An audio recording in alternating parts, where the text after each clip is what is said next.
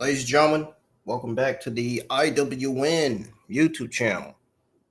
This is your AEW Dynamite watch along for September the 6th, 2023. Of course, if you're new to this channel, subscribe, smash the like button. I already see a like on the stream. I appreciate the person that hit the like button on the stream. Let's get some more likes on the stream. Let's get at least more than one like on the stream. And let's get some more people in the live chats tonight for this episode, building towards Grand Slam. Thank y'all so much for joining the live chats. Continue to support the channel. Your support goes a long way. And make sure you have on your post notifications.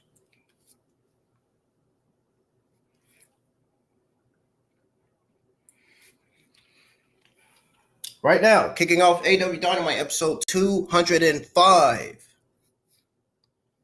is AR Fox versus Jon Moxley for the AEW International Championship. So let's tune into this match and see what's going on. Here we go.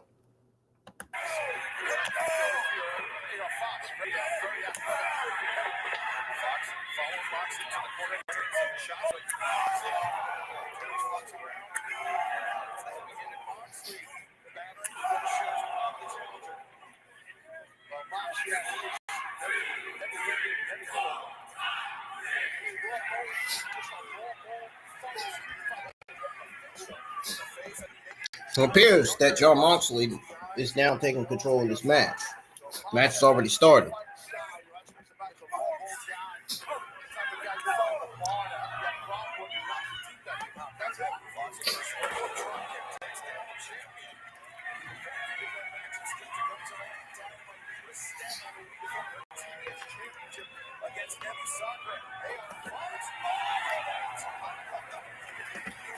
Wow, AR Fox. What a great way to kick off Dynamite, right?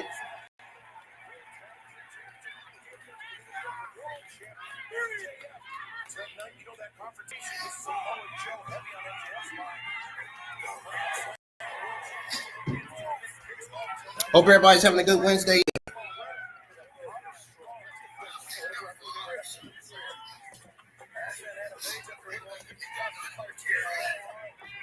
Yes, I got a new avatar. I decided to set my YouTube channel art profile. I decided to set my YouTube profile picture as my avatar.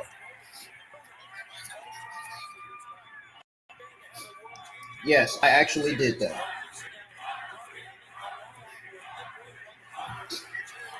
You know that old YouTube profile picture I had? I actually changed it into my new one that I got.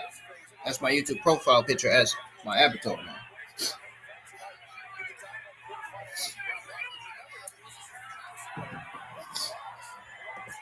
We got most of the members of the Blackpool Combat Club at ringside,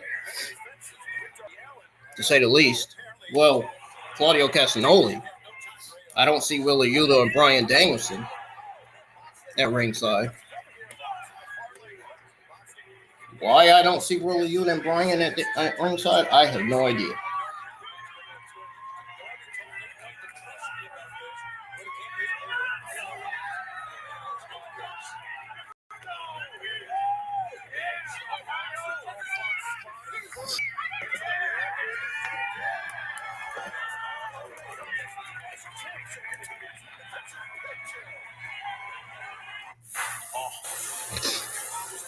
Dynamite's on a picture. Sorry, my allergies are kind of catching up to me a little bit. Dynamite just went into a picture-in-picture commercial break. It's not back on yet. Until then, I'm going to put on some background music for now, until it comes back on.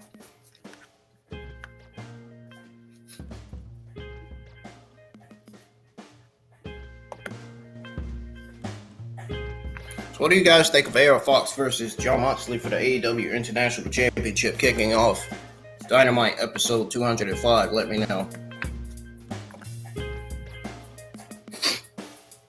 Let me know in the live chats right now, please. Like I said, thank y'all for joining the live chats. Just now tuning in, welcome. This is your AEW Dynamite watch along for September 6, 2023. Also, if you're just joining, hit the thumbs up, subscribe to the channel if you do. We're still on the road to 700 subscribers. I might do something special if we get to 700 subscribers. I don't know what it's going to be yet, though. Hell, I may even be streaming a game on a PS5 as a reward for you guys. Would you like that? I know you would. What I would like to get is a fucking PC where I can stream my PS4 games on good quality, on better quality. That's what I would like.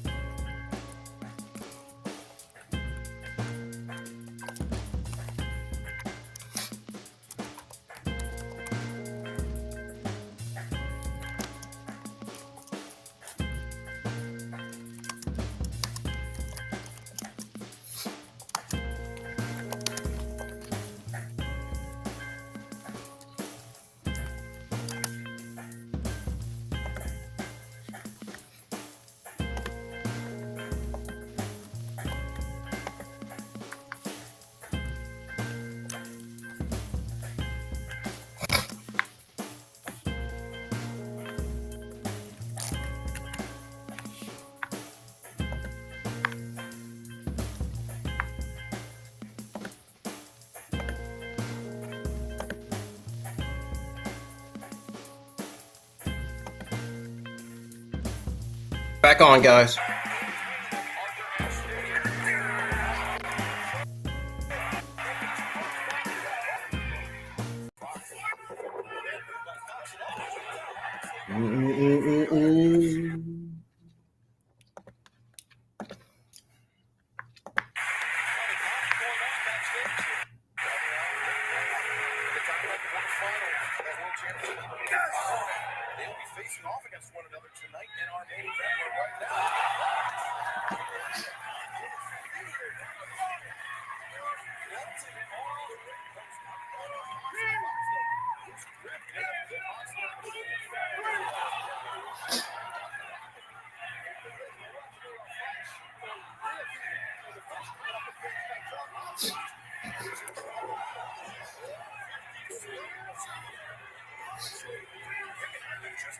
Moxley kicked out at 2.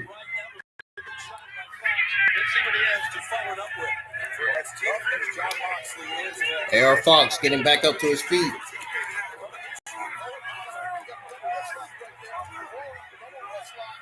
Uh-oh, double wrist lock from John Moxley applied to AR Fox. Uh-oh, they have trouble now.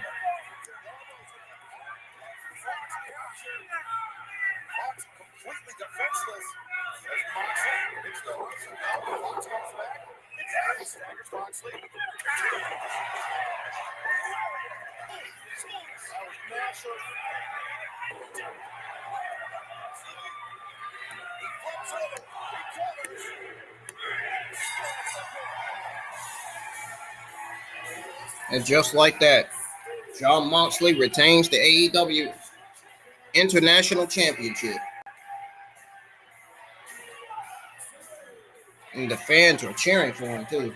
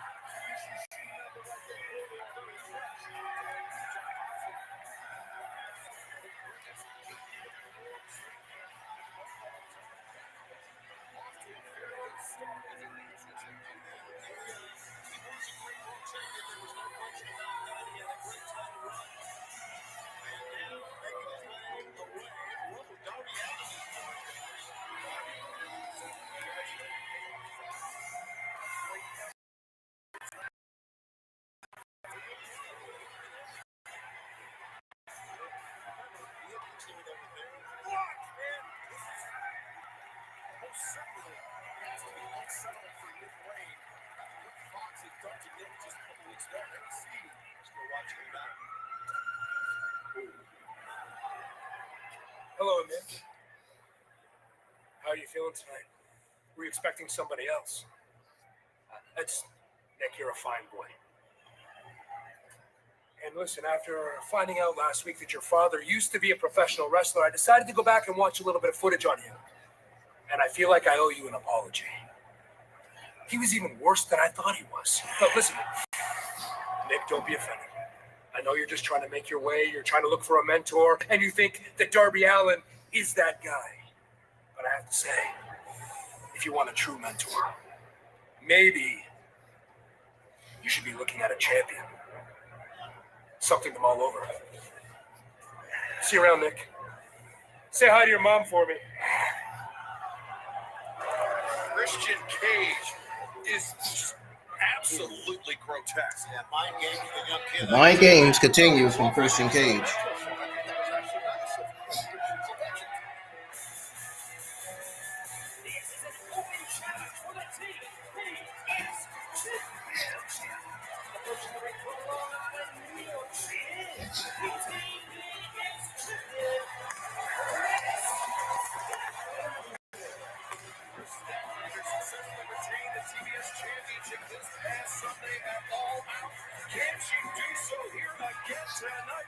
Oh, she defends her TBS championship against Emi Sakura. They didn't tell us about that match, but okay, whatever.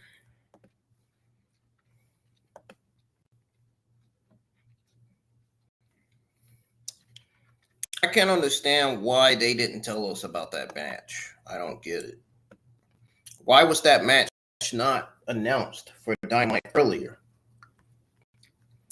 Anybody know? Anybody have any idea why that match wasn't announced for Dynamite earlier?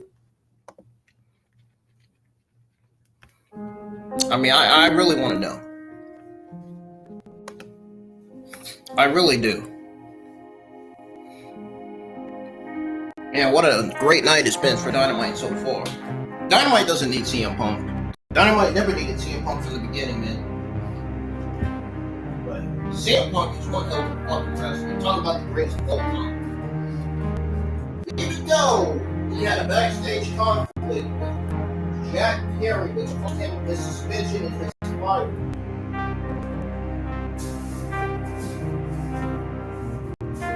I must admit, CM Punk is pretty good at getting into fights with people.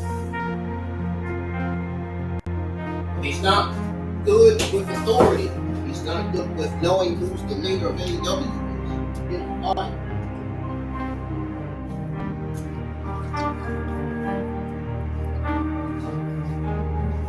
Dynamite's on commercial.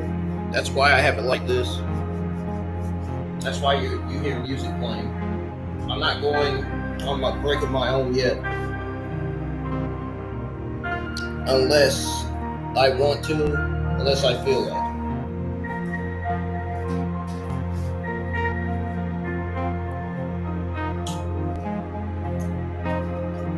So right now, I'm waiting, and you, just like you guys are, waiting on Dynamite episode 205 to come back on. If you're not here by the time this episode comes back on, we're going to have a problem. We are going to have a problem.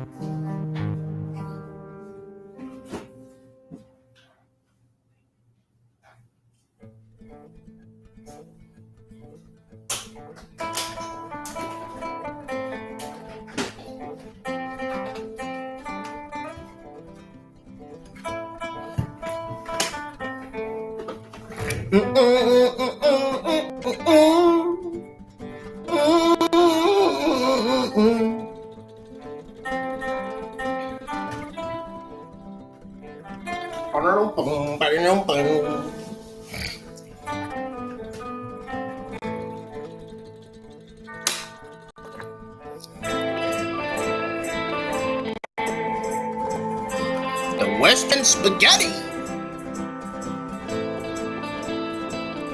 That's what it says the song is. That's what it says the song is called.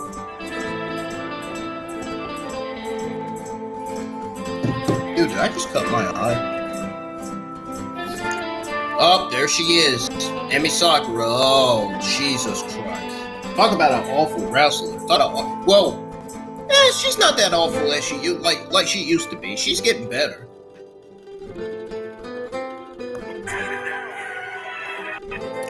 I'm glad she doesn't have that awful theme song anymore. She's getting somewhat better in the ring. Needs to get a little bit more better though. Emi Sakura does. Kris Statlander is really good. I'm a fan of what she does. All right, Dynamite is back on. We have Emi Sakura and Kris Statlander in the ring for the TBS Women's Championship. Let's go ahead and cut this music off now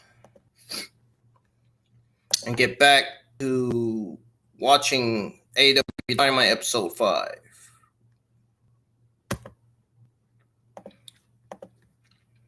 Alrighty. Oh, what chops? What big chops from Emi Sakura. I guess the fact that people hate on her on social media gets her fired up. I don't know, man. I look, the way she did those chops on her, it seems like it.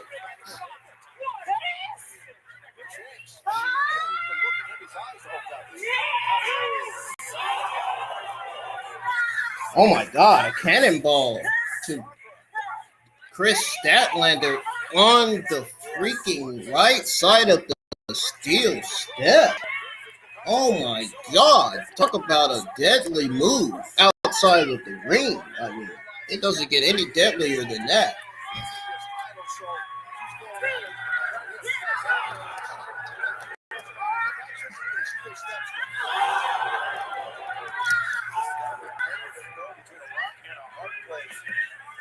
Sakura has steel step.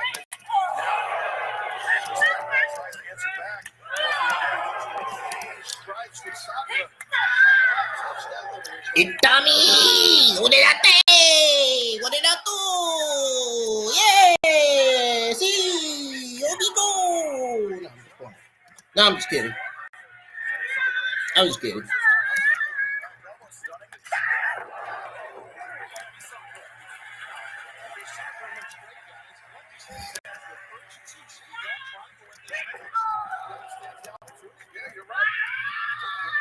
I don't think anybody wants to be in here for this show. I don't blame them. I kind of don't blame them. But I think it's not going to be a bad show. It hasn't started out bad at all so far. It hasn't been that bad. We're getting good action coming from the TBS Women's Championship match. I mean, we got great action from AR Fox and Jon Moxley. I hate to say it, but I feel like that match was rushed. They didn't get enough time.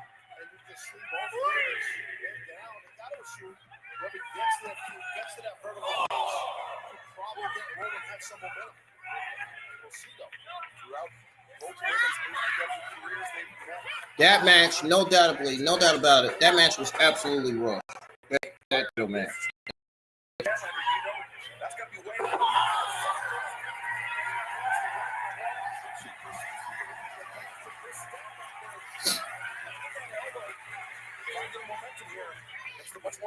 I love Kris Statlander, her new gimmick, man. Uh-oh. Is she going for the power driver? Oh, no, maybe not.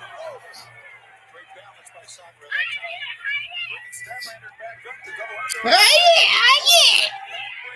She's something else, Emi Sakura. Wait, what is that? Is that what I think it is?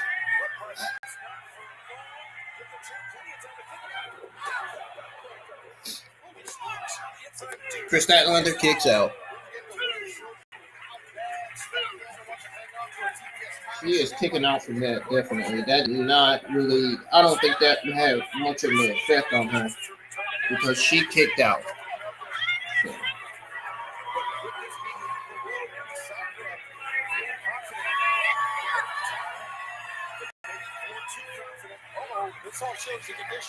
Ooh, look at the power of Kris Statlander picking up Emi Sakura.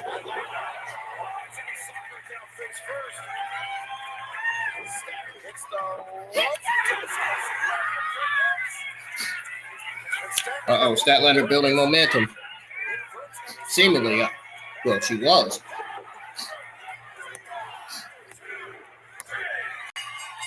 This match didn't last long either. Jeez, what's up with these matches being rushed today?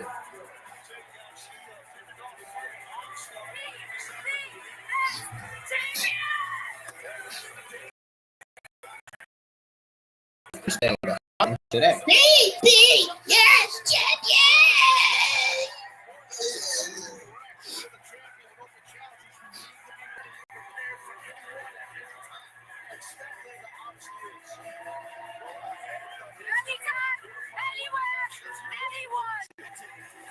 Any place? Is that what you're trying to say? Rodney, tell me about your parents. Oh, God, where do I start? The first thing is this. My parents just didn't know how to be parents. Didn't give themselves a chance. They were all wrapped up in their own problems. My mom dealing with her drug issue. My dad with his alcoholism. Yeah, their relationship was everything that I know I never wanted. I mean, it got so bad that even my sister left. The hardest part of it all was taking care of myself. Night in and night out, with a BB gun by my side, passing out alone. Wrestling gave me an opportunity to be something that I was not. No one was judging me when I was in there for what my parents were doing, for how much money I didn't have. So when people say professional wrestling is just a business, it isn't to me. It is my everything. But Adam already knew that. I grew up alone, and I'm going to win this Grand Slam tournament alone. And that starts tonight. Wow, well, Roderick's strong. I mean, it's kind of tough to watch. It's not tough to watch. He's a manipulator, guys. Come on. Ladies and gentlemen, Don Callis. This past weekend was in the corner of Konosuke Takeshita. When Takeshita pinned Kenny Omega. Kaneshka. What the fuck? He didn't get his name right. That's what you call history, my friend. It's great. I'm happy to be out here. I'm like a serial killer. I like to come and see my handiwork.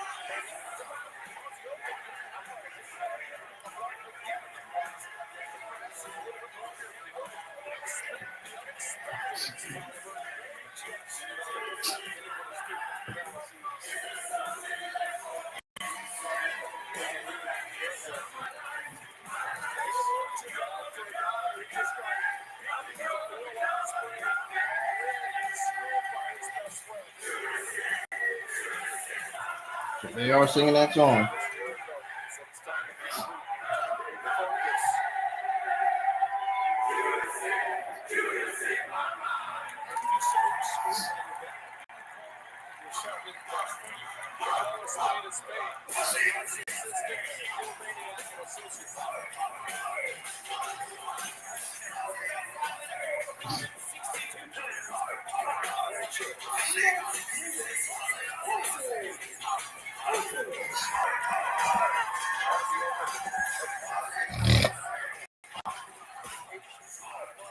War!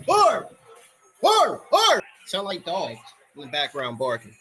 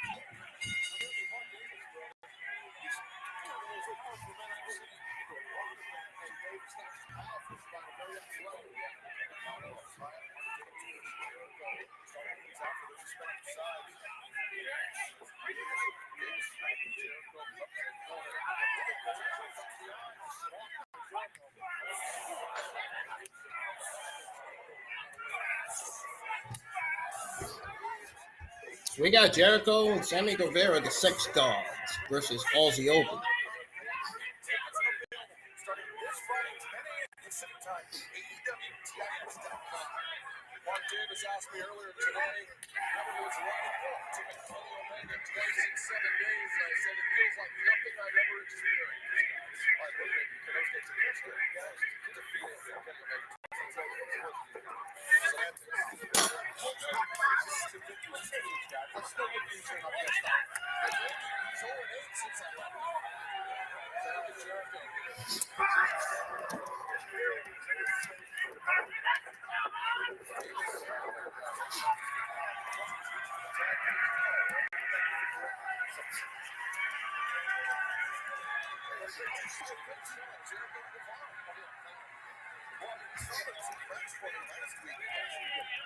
Sammy and Jericho. There's both narcissists, and I think that's why the Sex Gods actually work very well as a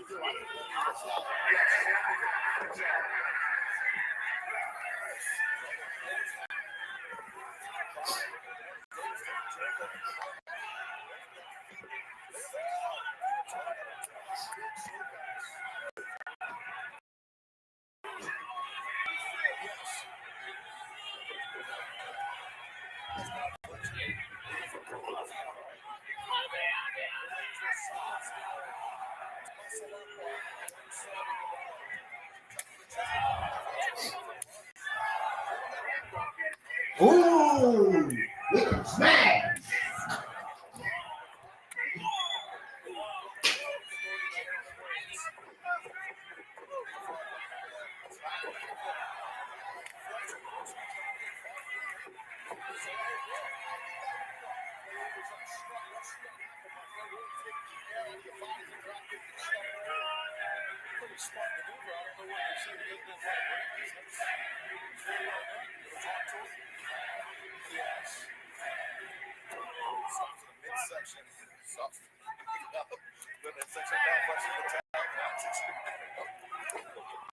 Jericho's the master at letting his partner do the work, coming in and taking all the glory.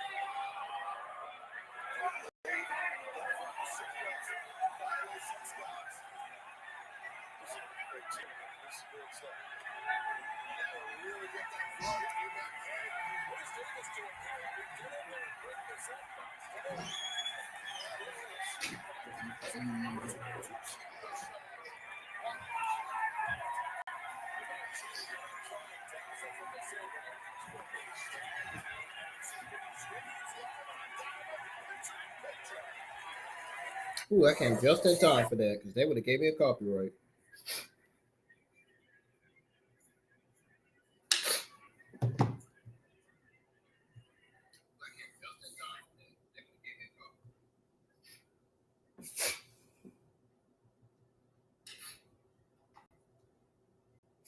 Here we go, here we go, here we go, here we go, here we go, here we go, Judas it, here we go,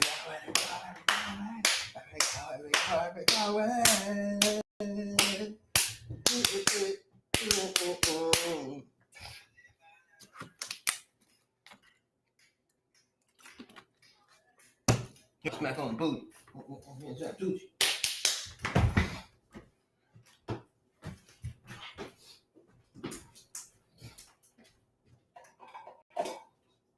Hand on coochie. Hand on coochie.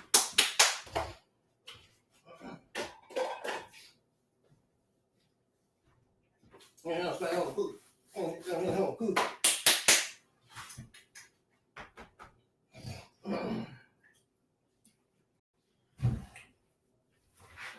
I love this kind of ice cream. Yeah, it's gonna be to a chest. To a chest already. That's what I get. Steve. Do a chest already.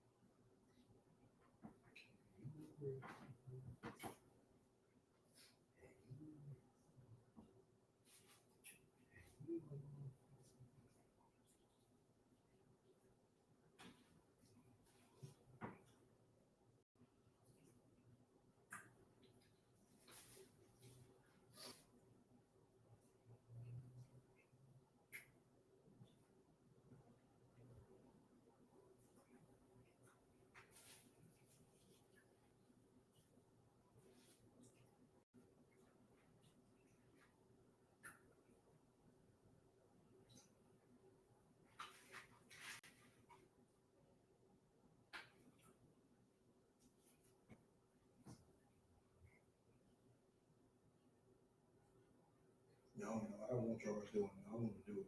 I don't want Charles doing the AEW. My shit will be coming out good.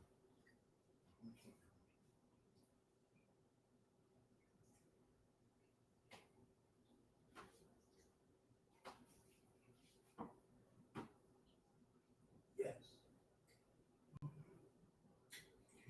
I don't know. I'm funny about it. I'm funny about the way he does it.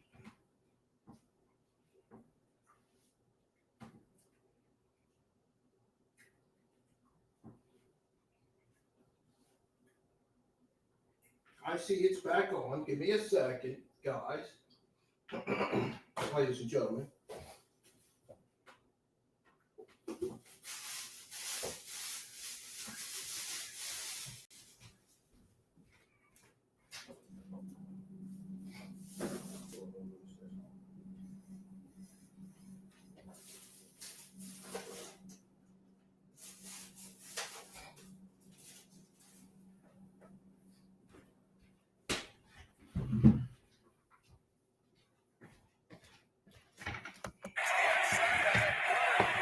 We got Chris Jericho and one of the Aussie Open members in the ring.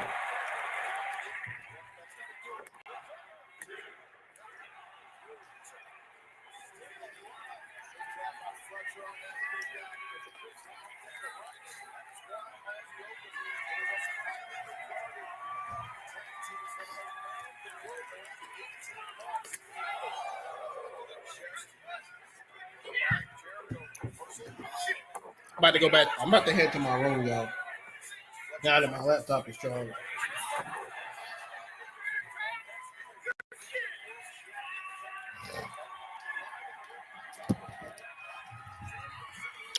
I gotta come back to the kitchen and get my phone too.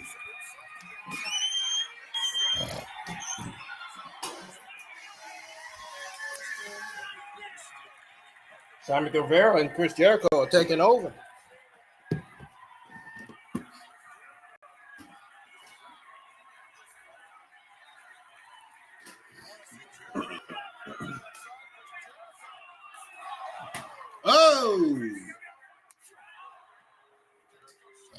Oh, Jericho just did a freaking dive on the second Guevara. I think that was a mistake.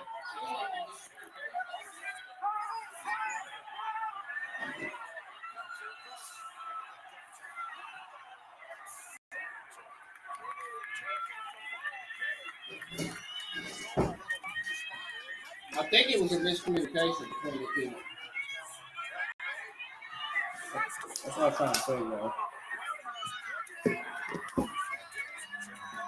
Oh boy.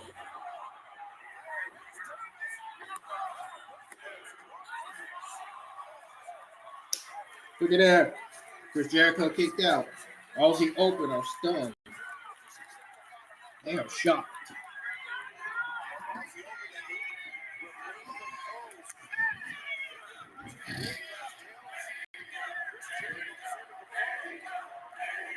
Hey! you go. There you go.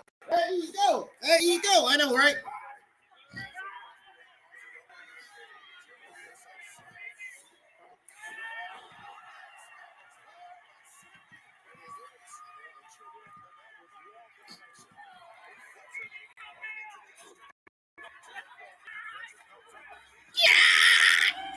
What the fuck was that?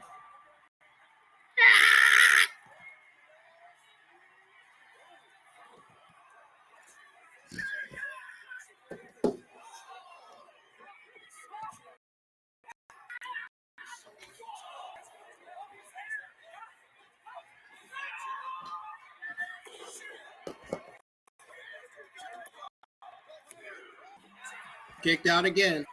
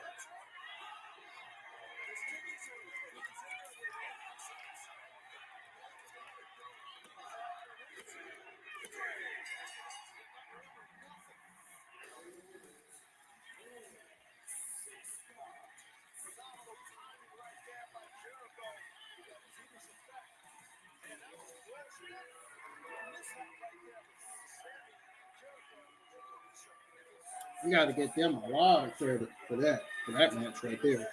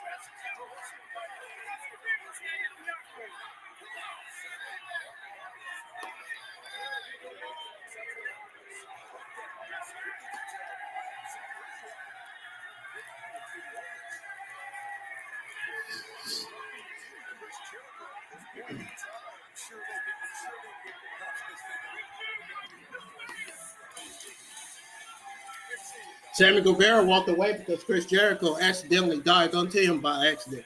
So he's mad because of that. Remember when I said there was a miscommunication during the match? That's what happened.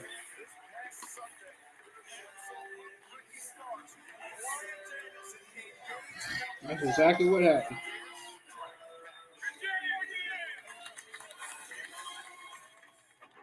What just happened out there?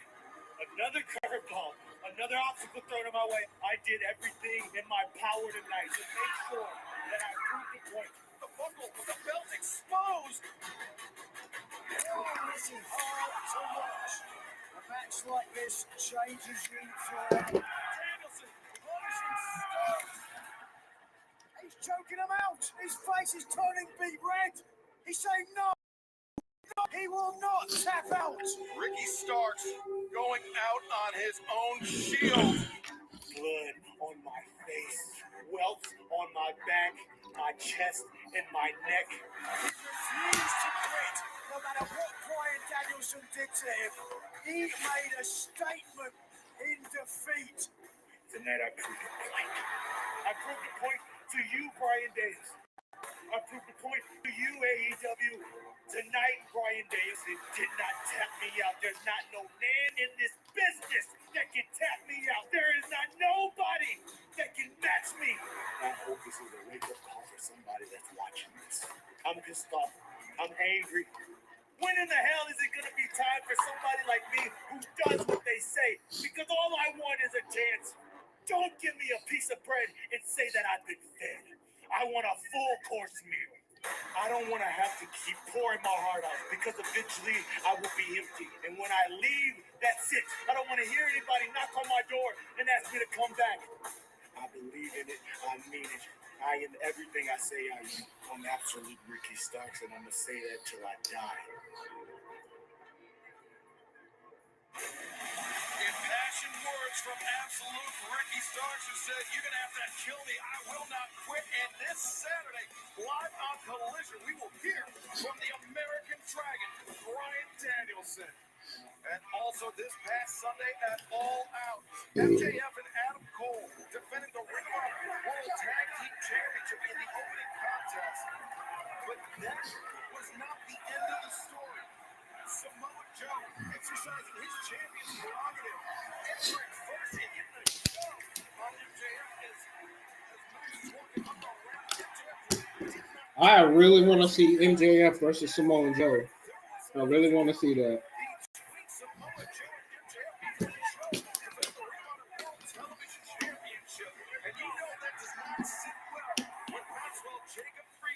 And coming up next on Dynamite, we will hear our AEW World Champion MJF speak his mind. Now, you know MJF has a lot to say about that. So I can't wait.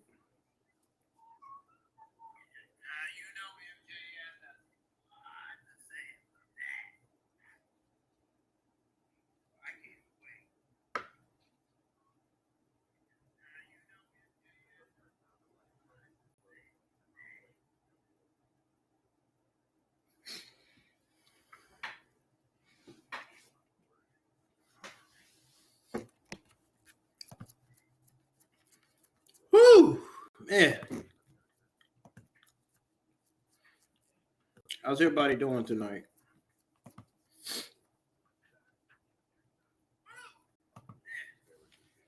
I don't know if it's my allergies on my nose or what. I don't get it. I don't understand it. My nose are not usually like this.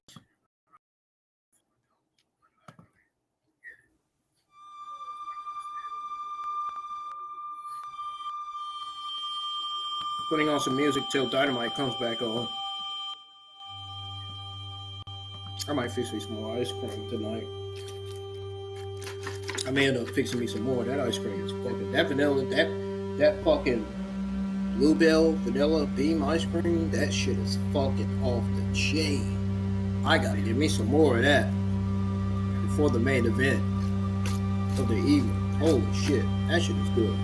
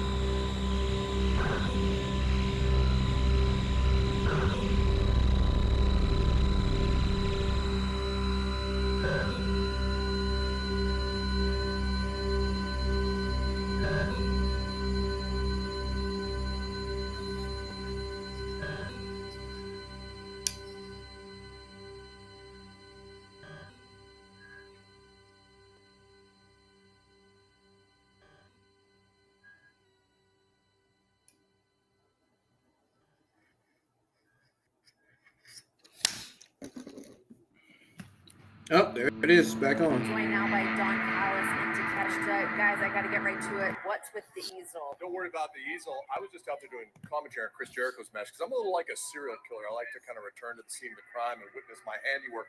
Speaking of handiwork, did you know that Takeshita and I did the unthinkable? We made history. We beat Kenny Omega not once but twice in 7 days.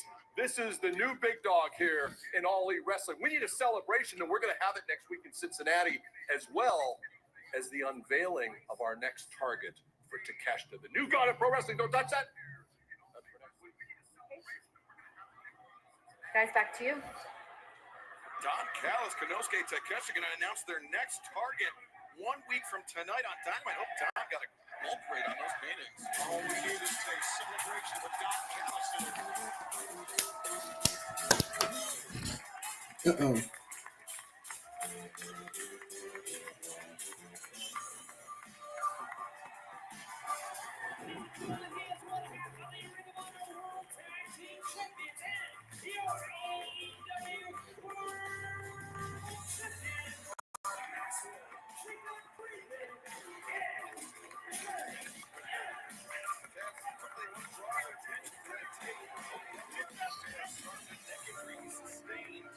MJF's acting as a babyface for now.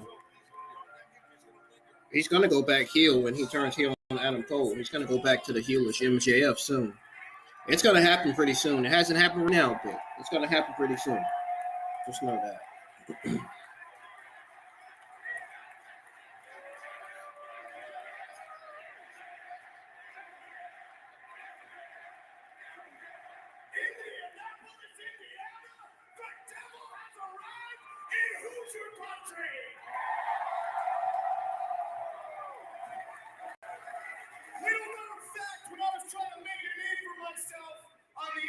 Circuit, I lived right here in Indiana, baby.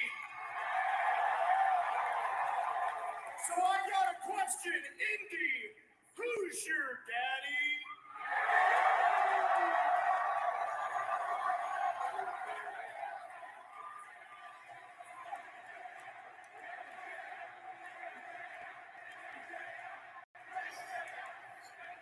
You got me jumped up in here, baby. Let's go. Okay. As you know, this past Sunday, me and my bro Chacho for Life, Adam Cole, successfully defended our ROH World Tag Team Championships. And when I walked to the back, I was greeted by that Mark Tony Khan. He tells me I'm going to wrestle again on September 20th. That was my reaction at first, too. But then I realized something. September 20th. That's Grand Slam. That is the Devil's Den. That is the home state. So start spreading the news.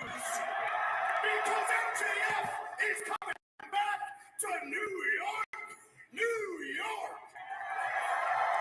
And I can assure you, whoever wins that Grand Slam tournament's going to find out the hard way that nobody is on the level of the devil. But there is one person in particular who might need to be taught a certain lesson.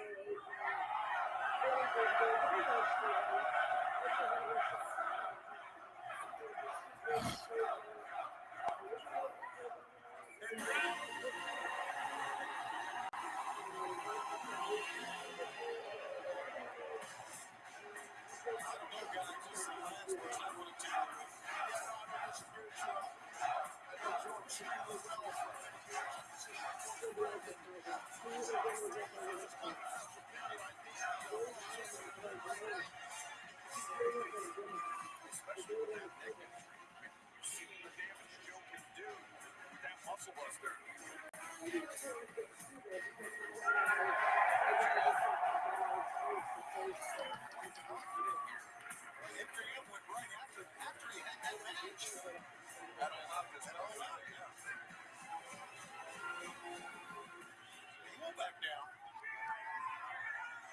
There's Samoa Joe. Now,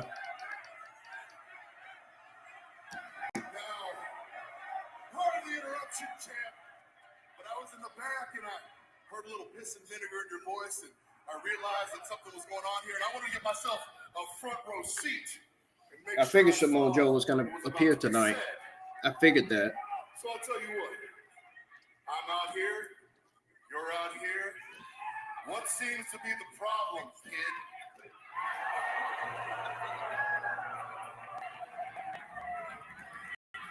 Kid.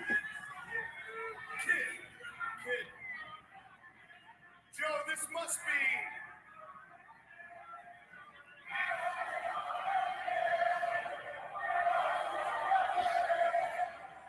Joe, this might be really embarrassing for you. I can only imagine the reason you came out here so fast is because you confused my entrance music for an ice cream truck.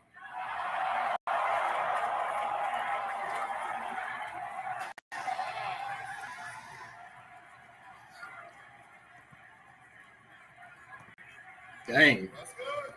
That's good. But to be quite honest, the last time I had anything to do with an ice cream truck, I was busy being the biggest star of the other company's network. Now, Max, I am out here out of genuine concern because you seem upset, so I'm posing you the question one more time. What's the problem, kid?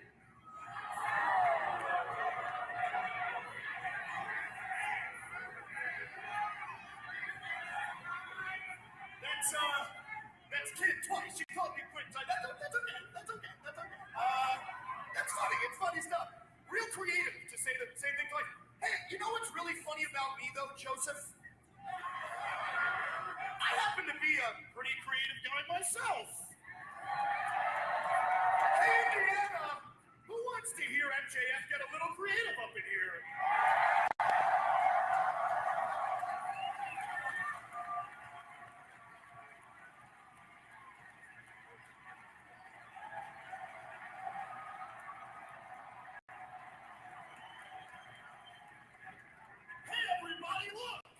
It's Pillsbury Joe Boy! No, wait, everybody! That's Samoa Joe! No, hold on! Mecca-lecca high, your speckles tiny, Joe! Jokes and venom.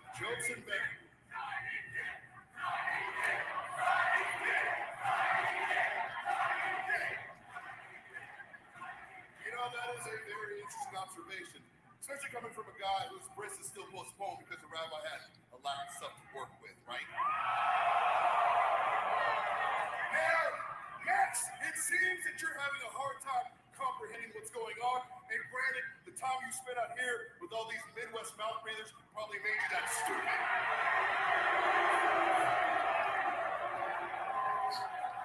So I'm going to ask you again, and it might be the last time tonight.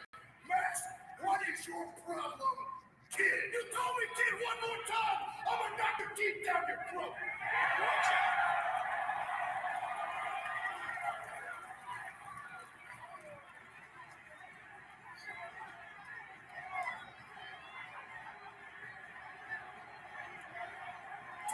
Time out. That's how you want me to react, right? Yeah, because you want to skip the line, but I'm sorry, Joey. There's a whole tournament if you want to wrestle the champion. And you know what? Back in the day, maybe.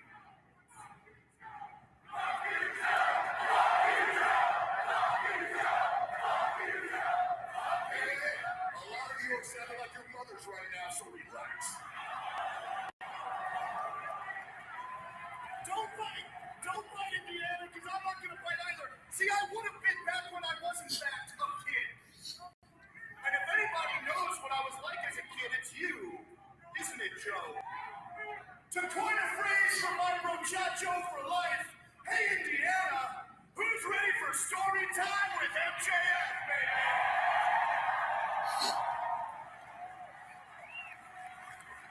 Back when I was 19 years old, I had a tryout in Brooklyn for the WWE, and as you people would imagine, I knocked it out of the goddamn park because I'm that damn good. I then get pulled to the side by a certain individual you people remember, and Joe, you know very well, named William. I'm sorry. Named William Regal. And we know the story. He pulled me to the side. He said he would have signed me, but I was too young. He told me to send him an email once a month so he could track my progress. And as we all know, MJF is a great promo cutter, man. I like listening to him. cut his promos in the ring.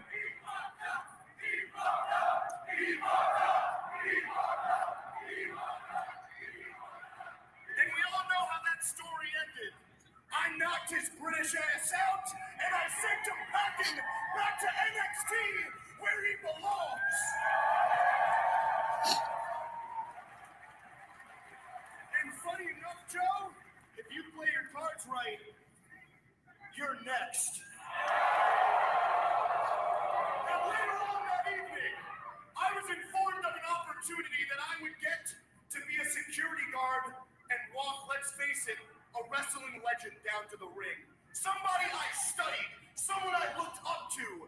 I was going to meet the most diabolical, the most despicable, the most dangerous monster in the professional wrestling, the great Samoa Joe.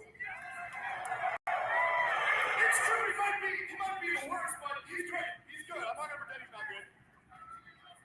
But what did you do, Joe? What did the great Samoa Joe do? You decided to take a 19-year-old kid who was just trying to do his job, and you shoved me into a brick wall and you laughed.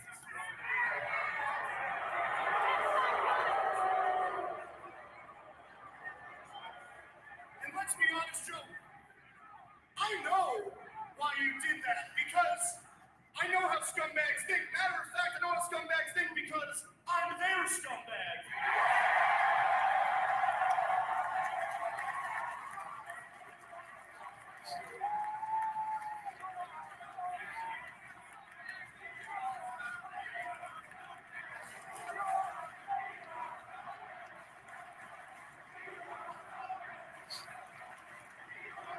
Joe's looking pretty impatient. He's looking pretty angry. As a kid, you did it because you knew you could get away with it. Well, guess what, Joe? I'm not a kid anymore. The boy is full grown. I am a generational talent. I am the AEW World Champion. I am the best wrestler on God's green earth, and I am the man who headlines the most historic pay-per-view of all time. I am MJF.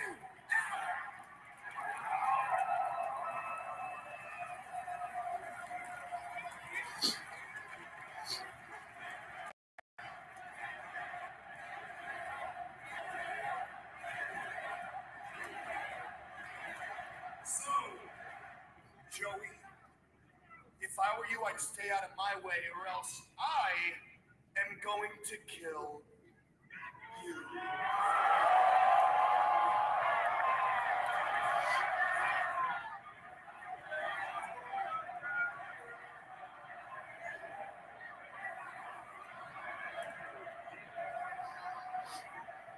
And do you want to know why, Joe? Because my name is Maxwell Jacob Freeman, and I'm better than you and you.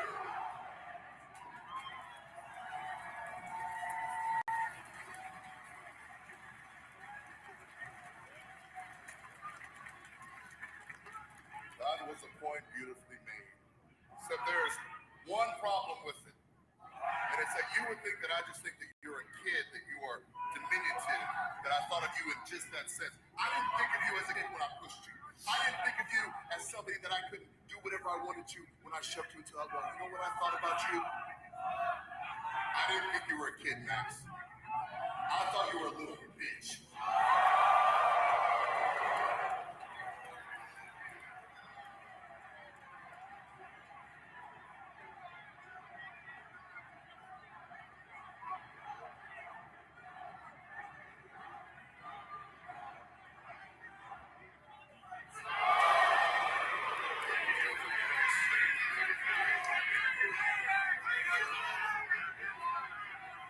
Now, see, this is you trying to provoke me, right?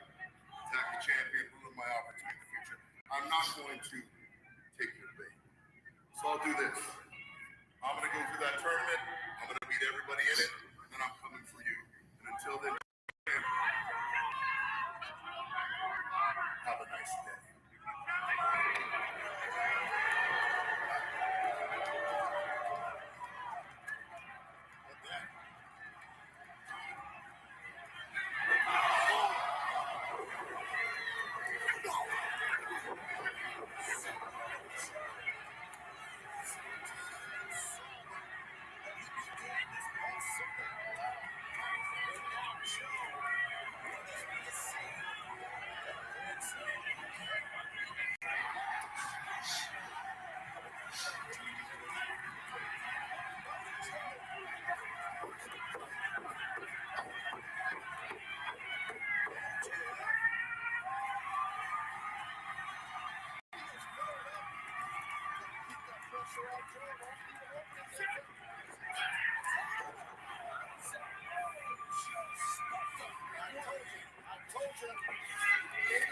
Yes, he did.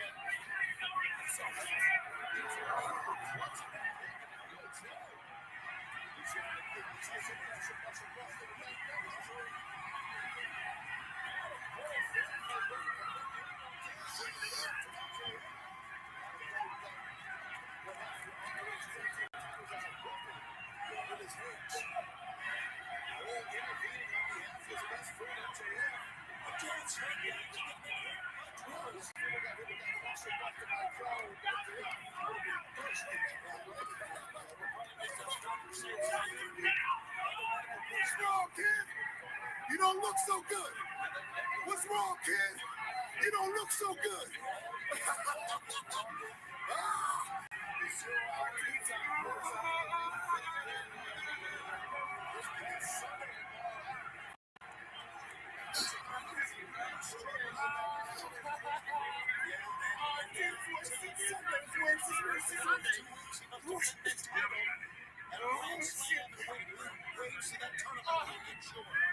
My left arm's numb. My left arm's numb. Oh, shit. Okay.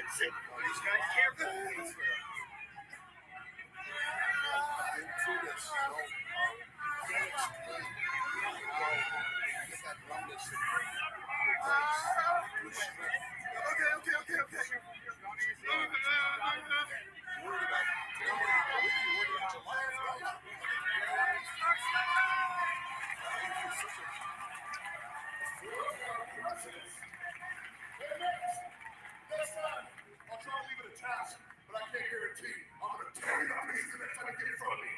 Bitch!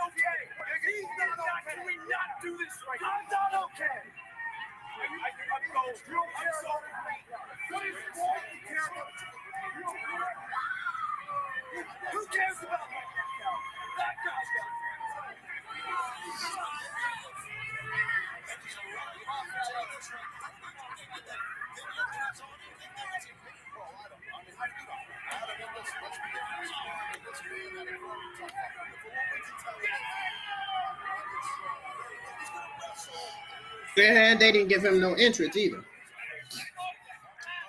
Yeah, good job, AEW. Good job not giving Roderick Strong his own entrance.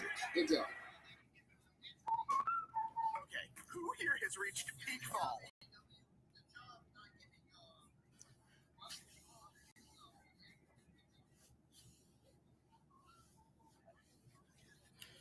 You did a good job there.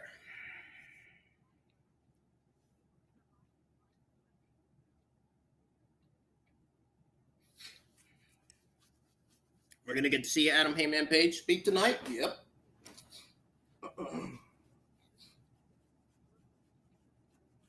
Yep. Bet your ass we are.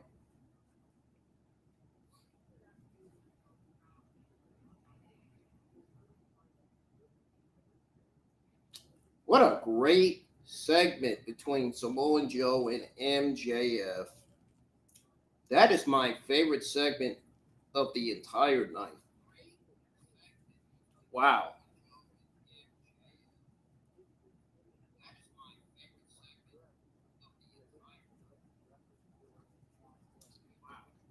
That was great. You got to admit, that was great.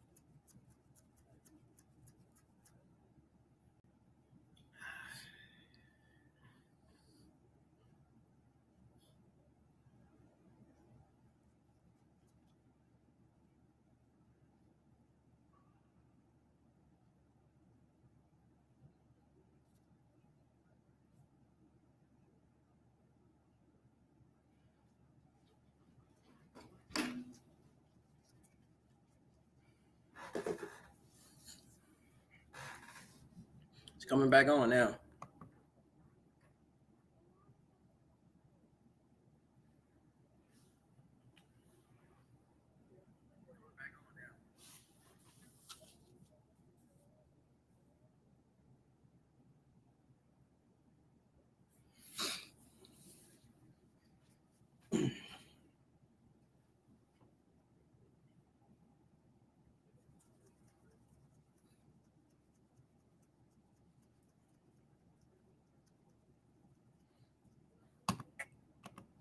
Welcome back to Dynamite fans. I'm Excalibur, joined by Taz and Tony Schiavone. We are awaiting the start of the Grand Slam AEW World Championship Eliminator Tournament.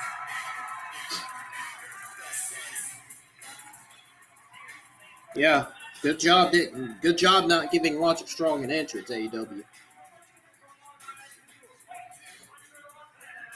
Wow, that's really nice of you. They should have gave him an entrance. They never did.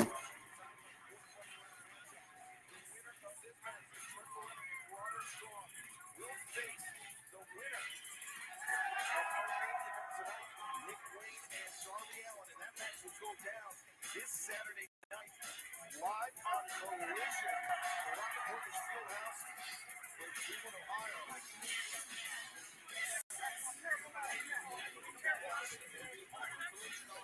On Saturday night. Bring up the both of these men right now. That's the finals for the World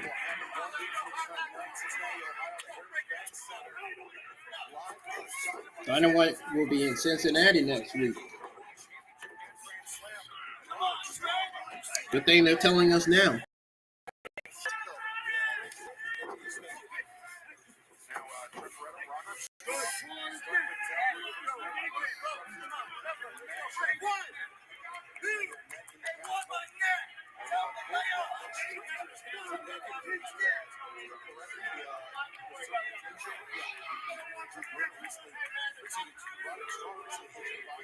Joe.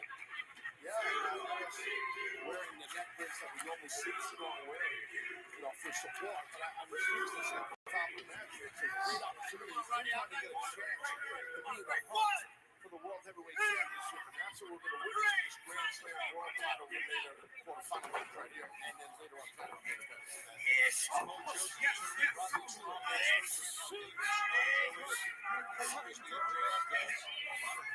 stronghold. Beretta had scouted. Now, fight his way out of the front face lock. Yeah, and the front face lock in the quick spot. This is your partner. Earlier. You think that Trent was trying to get a knee ball, but he couldn't get it. Very well versed on the mat. Strong. As is Trent.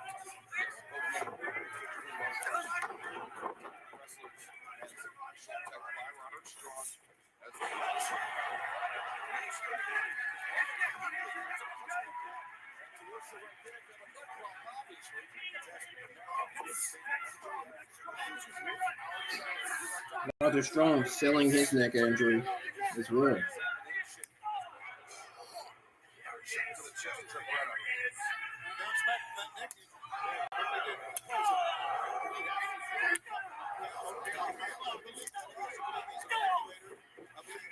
I think Roger Strong is faking his injury. Ain't no way his neck is injured. It's got to be a storyline injury or something.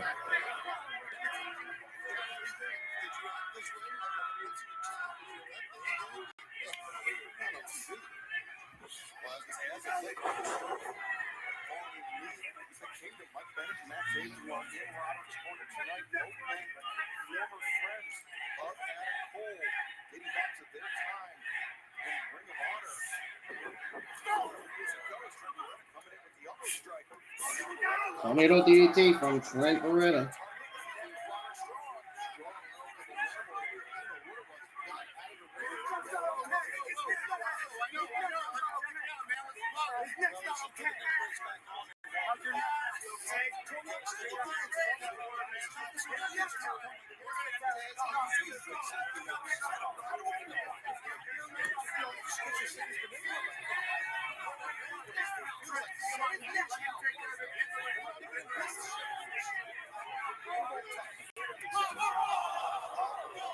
I told you he was faking his neck injury. I told you.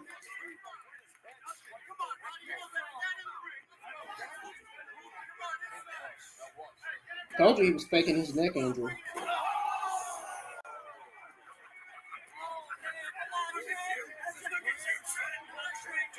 Told you he was faking his neck injury.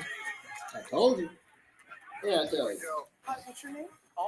What did I tell you?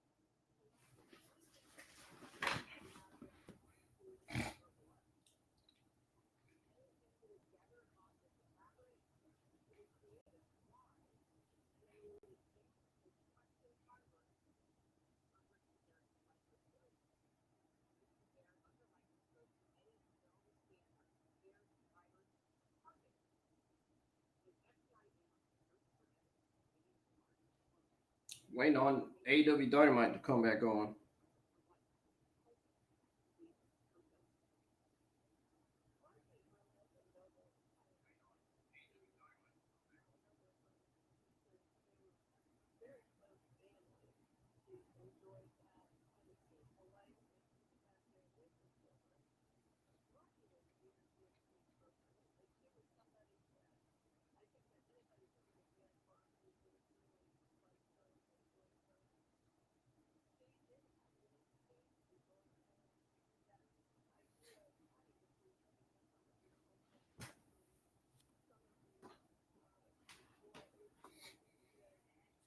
Damn, I can't believe.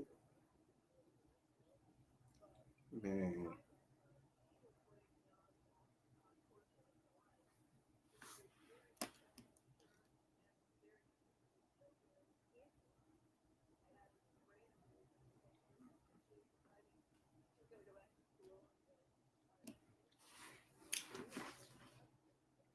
I can't believe my phone went off on me.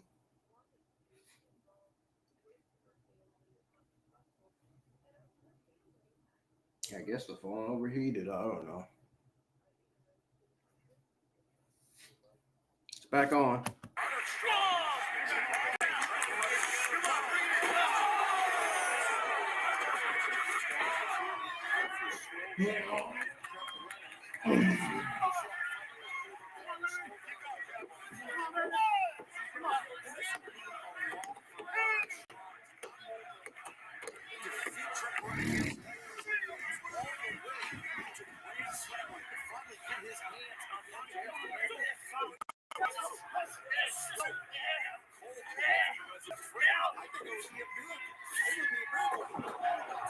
Y'all hit the thumbs up. Subscribe to the channel if you're new. Layers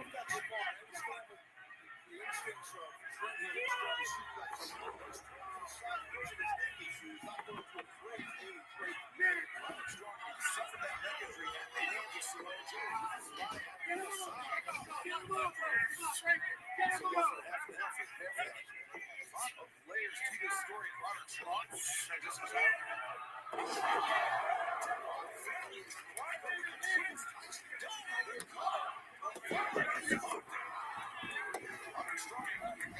Trent Beretta almost beat it, Roderick Strong.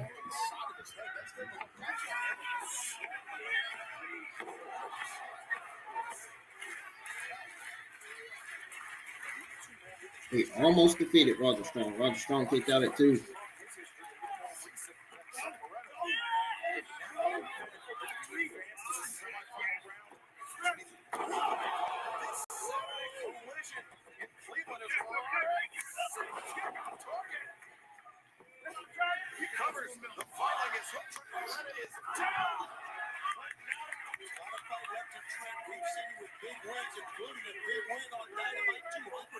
You'll recall a few weeks back when we were in Tampa, and not going to count him out at all, even though he's taken some nasty blows here tonight in this match.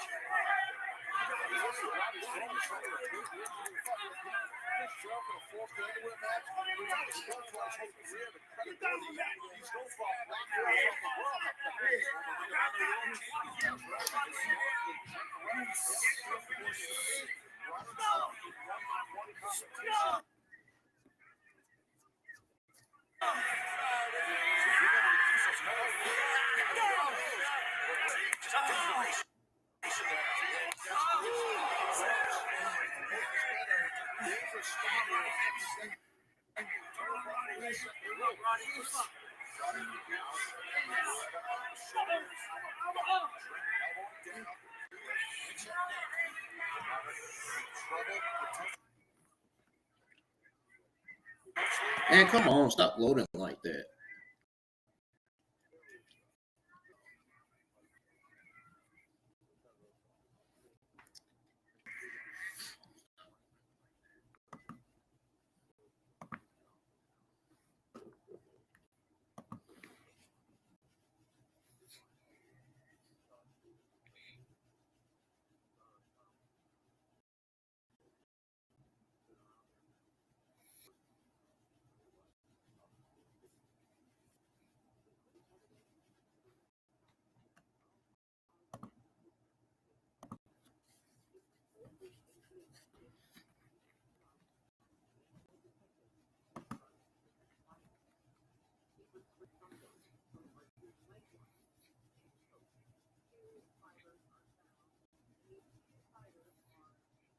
Hit the thumbs up, smash that like button, subscribe to the channel if you're new.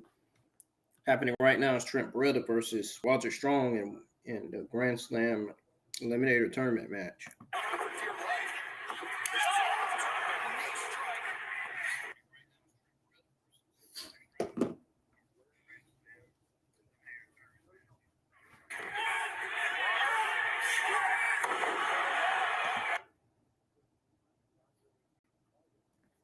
I don't understand why it's doing that. I really don't.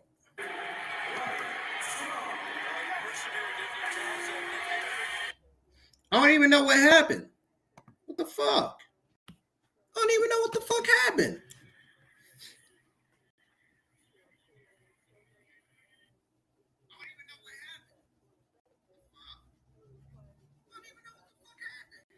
Because it keeps fucking loading, man. And it's driving me fucking crazy.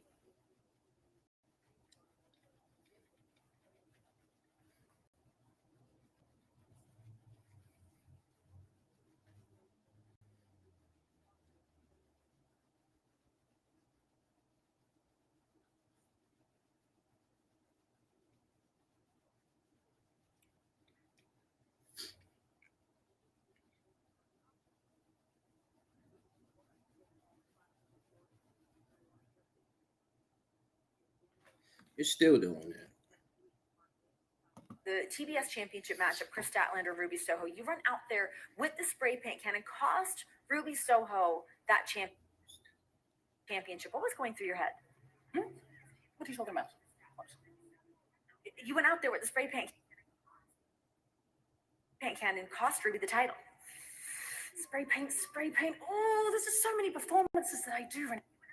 I just can't possibly remember them all. It's just such a blur. But Renee, we mustn't look backwards. We must look forwards. Let's do just that. Let's look forwards. Next week, we know there's going to be a 4-way eliminator matchup. The winner of that match going on to face your friend Saraya for the AEW Women's Championship at Grand Slam. How do you feel about that match? Oh, yes, Saraya's champion. That makes sense. Renee, you're so nosy. You just poke, don't you? Just poke. Renee, come on. If you're good, next week I will be doing an exclusive little sneaky peek into my life. But until then, you know what they say. Chin up, tits out, and watch for the shoe. Oh! Toni Storm is off her nut. Uh-oh, here comes Adam Hangman Page. Here comes Adam Hangman Page.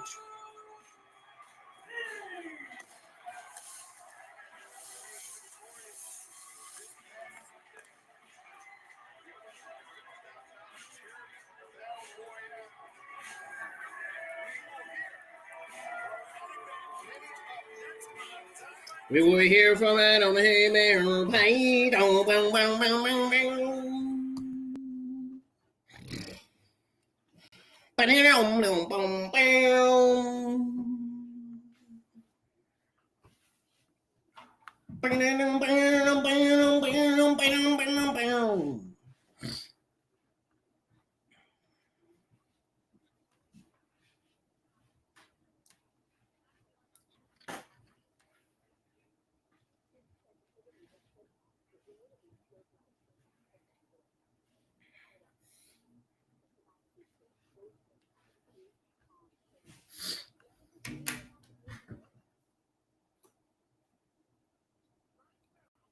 Dude, what is the problem?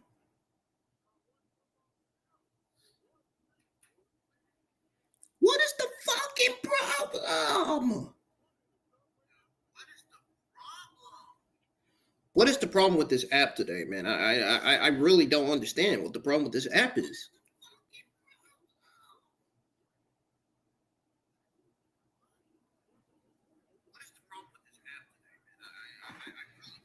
What is the problem with the YouTube app today, man? I really don't understand it. Does it need to be updated? What's going on? Why is it acting like that?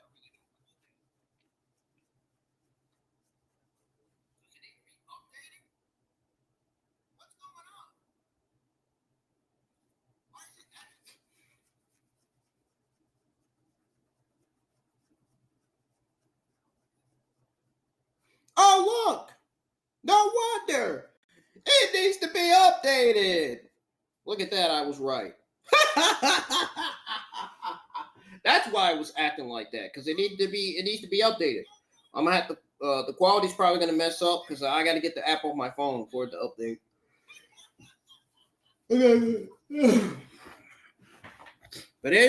But my AEW Dynamite Watch Along will be back on my phone screen in about, I'd say, maybe 5 minutes.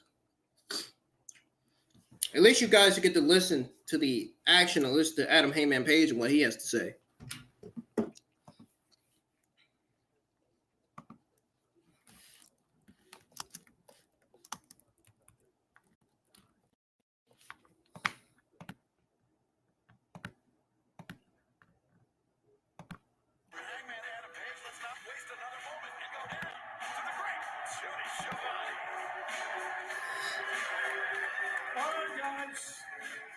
What an ovation for this man here in Indianapolis, Hangman Adam Page, who on Sunday Best and everyone else winning the over-budget Battle Royal, winning $50,000 for a charity of your choice. Congratulations, big guy. Yeah, hell of a weekend. I got a call Saturday night that there would be a Battle Royal. The winner gets to donate $50,000 to the charity of their choice. So I got on Google for 5 minutes. I booked a flight naturally. And, as I do, I won the Battle Royal and they gave $50,000 to the Chicago Public Education Fund. So it's an organization and a cause that are both near and dear to me. I used to be a high school teacher. I taught in the public schools in Halifax County, Virginia. And teachers, thank you very much. You're underfunded, you're underpaid, and you're underappreciated. So thank you, and thank you to AEW for giving me the opportunity to whoop somebody's ass and give some kids some money. But I didn't want to talk about this weekend. I wanted to look forward. We've got a few months left in 2023, and I wanted to talk a bit about what I wanted to do with the rest of my year.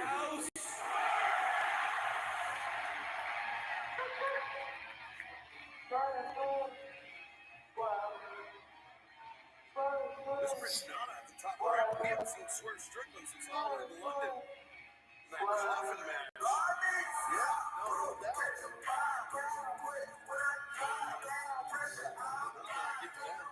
There's Swerve.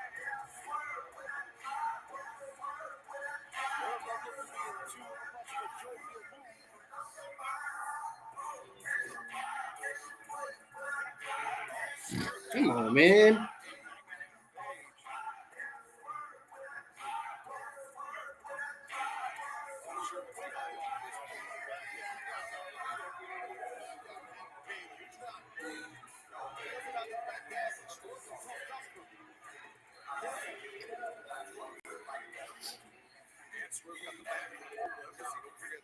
Hey, Tony, you've done enough so far.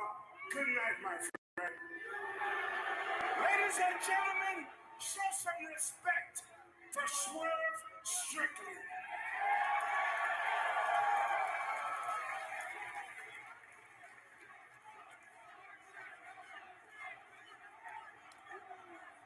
Being in a coffin for almost 2 weeks, you get a little clarity, you know what I mean? You get some perspective on things, you know? About your career, people that are in it, everybody who's involved. The first people that I thought of as soon as I got back out was you, Hangman.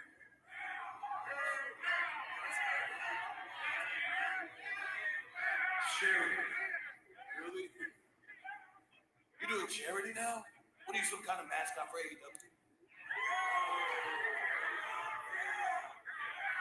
You're doing charity for Chicago educational system for the juvenile delinquents that's not going to become anything anyway. They're just going to walk out. I mean, on top of that, you're doing charity in the pre-show 0 hour of All Out instead of being on the main card and All Out competing for world championships. I see you don't have any shame for yourself, so I'm going to be ashamed for you.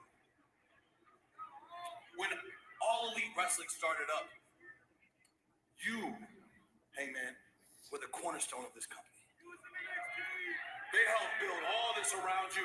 You were handpicked from the hierarchy of All Elite Wrestling to be the franchise player. And look what you've done. You become a former AEW World Tag Team Champion. All the way to being an AEW World Champion. To setting box office records time and time again, all the way leading up to All In. An attendance record in London Wembley Stadium off of your back. So now, I'm looking at you at 3 shows. It seems like you lost your confidence, or you lost your spot, or the fact that you don't even want it anymore. I made some observations myself. The fact that you haven't gotten any new wrestling gear in almost a year now. Hell, you haven't gotten any new merchandise on the website in almost a year. You got a whole new contract extension, so you've been eating good. Oh yeah, it's been showing. You don't have singles matches on Dynamite. You don't have singles promos on Dynamite anymore. You don't even have a title match. You don't even know what to say. You don't even have that anymore. So what's going on? Oh, I know what you did. You took a backseat to the Elite so they could ride driver and you can sit in the back because you've gotten comfortable. Opportunity after opportunity after opportunity, you've been handed a silver platter. If I would have got the opportunities that you've gotten a year ago, I'd be the first black AEW World Champion by now.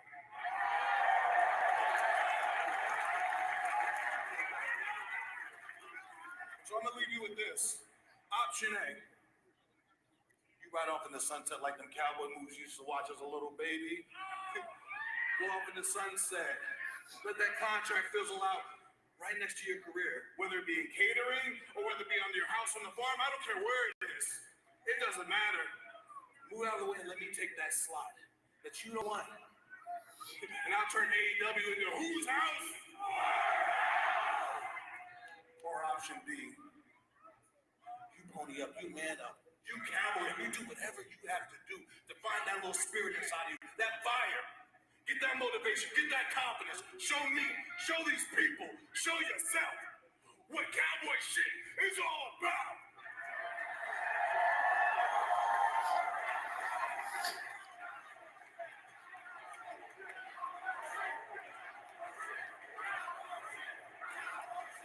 Or we could do this, and you could fight me for that spot. Before warning, I have zero empathy for human life. I have no regard for anybody. If you choose to do this with me, I will walk you like a dog.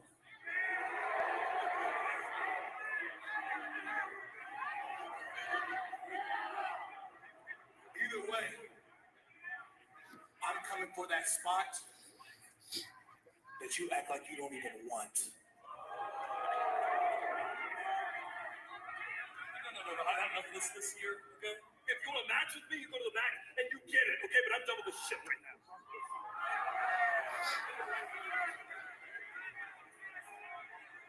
Some harsh words from Swerve. There he goes. It's a shame, Hangman.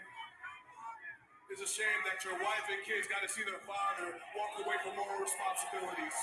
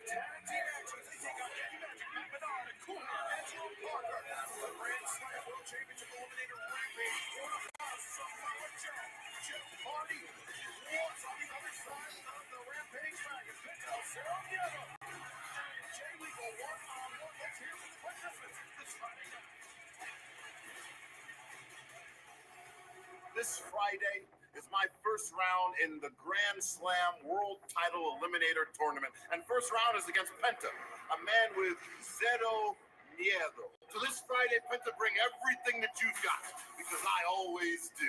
Yeah. And this Friday, on Rampage, Jay Lito, I'm going to break you. And after that, he's going to win the entire tournament and become AEW World Champion. Because it's time for a champion that has settled. Man, so much of my existence seems to be about redemption these days. I've rebuilt myself now. I've rebuilt my system. I've refreshed my soul. I've wrestled Joe in so many different wrestling worlds, and I've beat him before. I don't just want to be a world champion again. I need to be a world champion. Samoa Joe, I'm tired of saying I'm sorry. It's time to rock and roll, man. Hell yeah. Rampage and that collision is Saturday, 7 Central on TNT. Roderick Strong versus Darby Allin or Nick Wayne. And on the other side of the semifinals, Jeff Hardy or Samoa Joe will take on Jay Lethal or Penta El Silvio. Plus, we will hear from the American Dragon, Brian Danielson, and Bullet Club Gold will be in action this Saturday night. We will also hear from the AEW World Champion, Saraya, and Ruby Soho, and the AEW World Trios Champion, the Acclaim, the Heavy that one will for tonight tonight. Who will move on to Grand Slam to face MJF, the AEW World Championship? We will find out in the tournament finals. Plus, the Grand Slam AEW Women's World Championship four-way eliminator match. Who will face Saraya and Arthur Ashe? And now Tony Khan has made it official. Hangman Page, Brian Cage, Part 3, 1 week from tonight on Dynamite. Don Callis will reveal his next masterpiece next week at Dynamite on TBS. Coming up next, the Grand Slam AEW World Championship. Oh yeah, this is the one I've been waiting for. Darby Allin, Nick Wayne, one-on-one for the first time.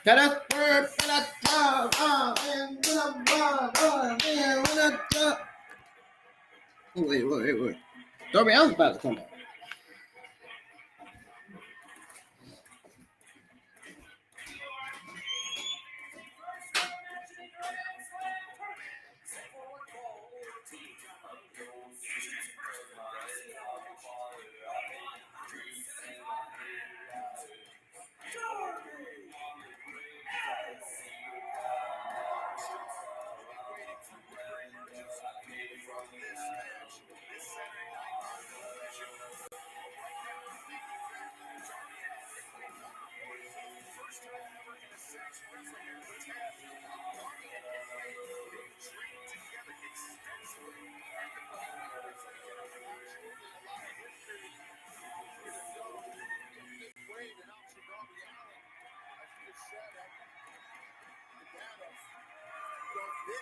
School and training there and whatnot, so there's a lot of history.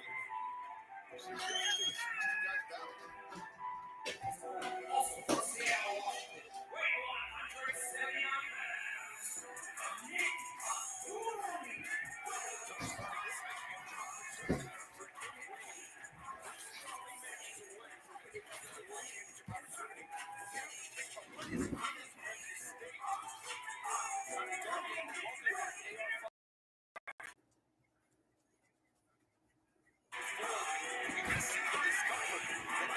There's Nick Wayne.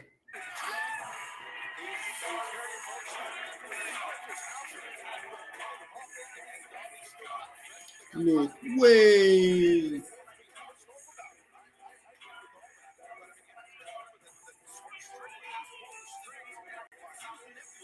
Oh shoot.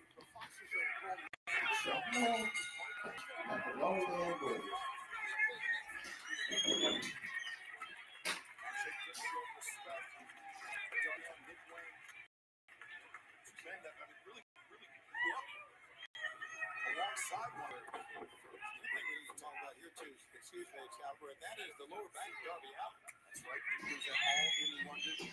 Darby Allin.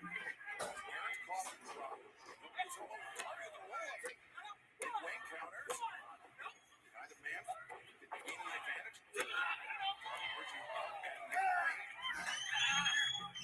Advantage of Darby. The lower. Yeah, nice side headlock takedown there by Darby. Show for a backslide. Earphones here, but I think to me it's interesting. Guys like Super with it earlier, guys that train a lot together now, younger or older. Darby Allin versus Nick Wayne.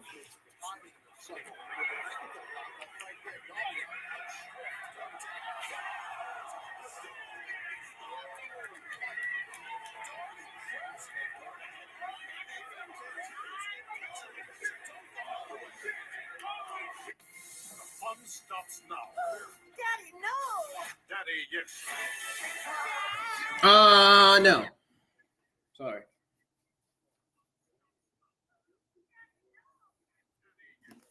Let's listen to this episode of Crime Scene Confidential while Dynamite's on commercial break.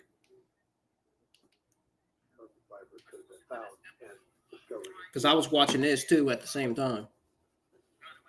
The prosecution built their case against Oswald with what they argued is evidence of an attempted cover-up. Starting with a potentially fabricated alibi for the time around Margie's murder. We did find a report, which was kind of hasty type, I think. It indicated that he was checking on drug activities. That would be outside of his normal scope of duties. It was not forwarded up to the investigators or the section that would normally be handling that.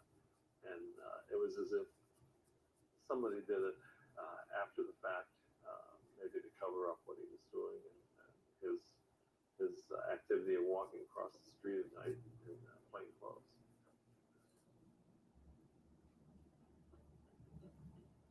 There's a mic drop moment in court when the FBI's expert on fiber evidence is asked, how would you go about destroying fiber evidence if that was the goal? And he says, well, a good way to do that would be to throw it in a river. The prosecution alleges that Oswald, having this knowledge of crime scene procedure, would have used that to his advantage. That's why we don't see more evidence in this case. That the lack of evidence is evidence itself. The prosecution looks to seal their case with their only physical evidence. We got Nick Wayne and Darby Allin in the ring. Nick Wayne trying to get the fans to cheer Darby Allin up. Trying to get the fans to cheer Darby Allin on.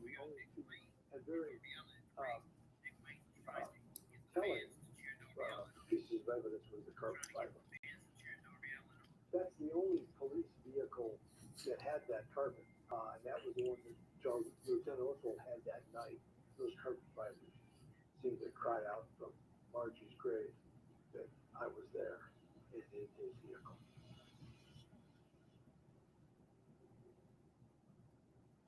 When it comes to trial, the defense focuses their entire argument really on the lack of physical evidence. There are no hairs or fibers of Margie in Oswald's locker, in Oswald's cruiser, in his personal home or property. Oh, it's back on. And a suplex from Nick Wayne up on the top rope. Is he going to go for the Falcon Arrow? Nope, he doesn't.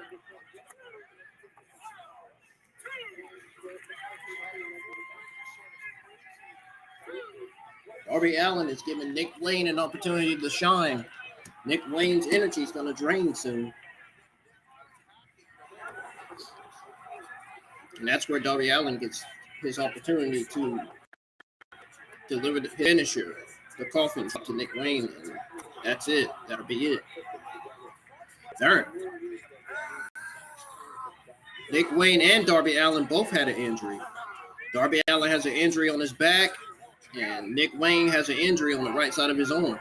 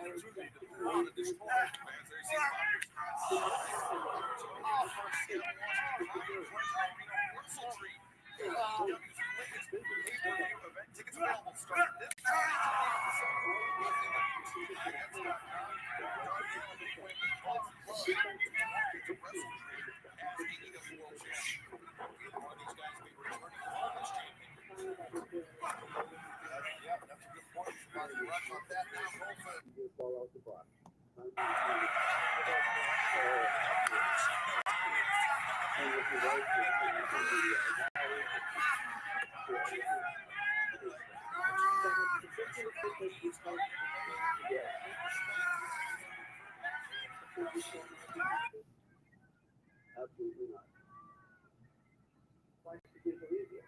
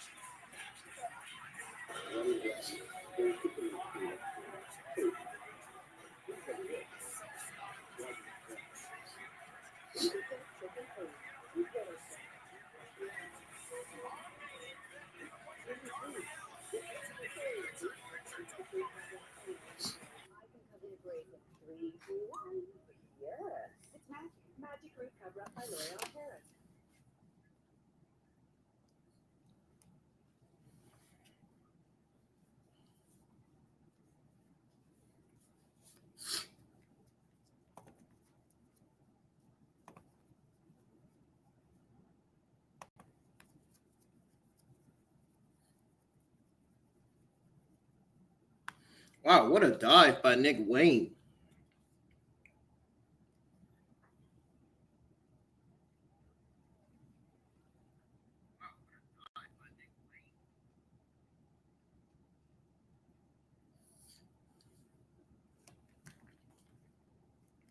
Yeah, I did this, so I found this.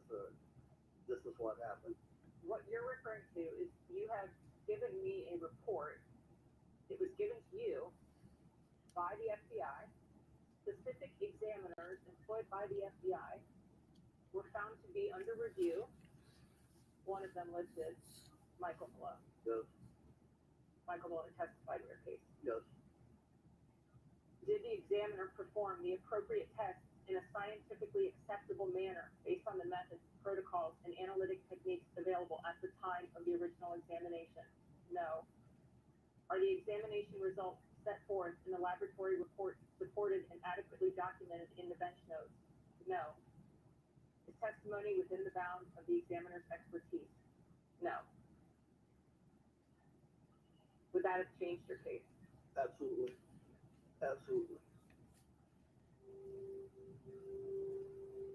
When the independent analyst goes into Mike Malone's report and tries to review the case notes, they don't have photographs to support it. They don't have notes to follow what he's done, and they can't really make heads or tails of his abbreviation. So that's a problem. This was the physical evidence upon which a case was built and upon which a man was ultimately convicted. As Charles Oswald alleges, were these fibers actually found on Marcy Coffey's clothing?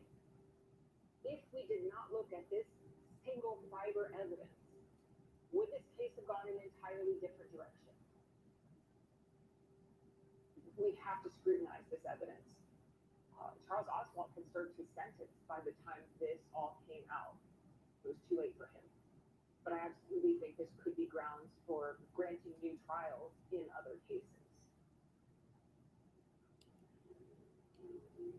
Questions may still hang over this case's central evidence, but the impact of Marcy's death on both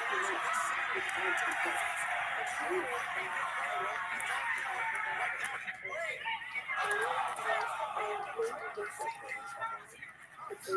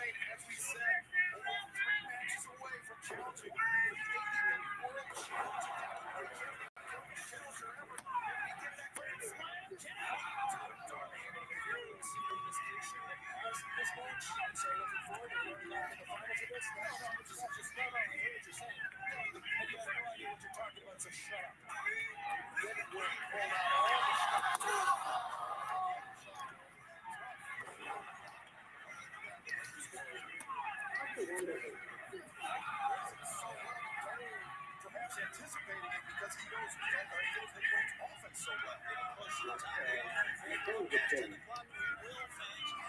Where right away, family and the feedback, because it's not cheap. Like father.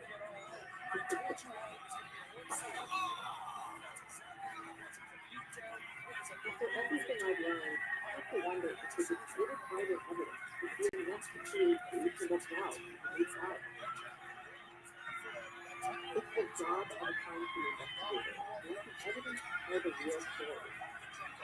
I've navigated the findings and explored the crime at the site of Margaret's Creek.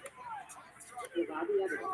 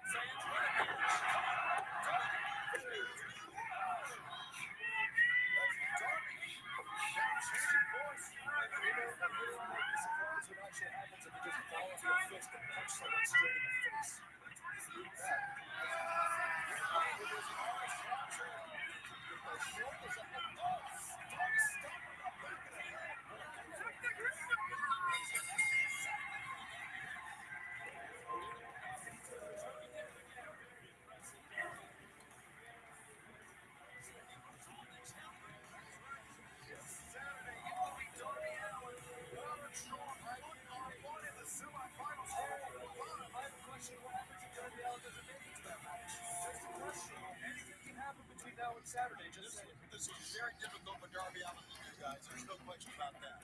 I see it, Darby.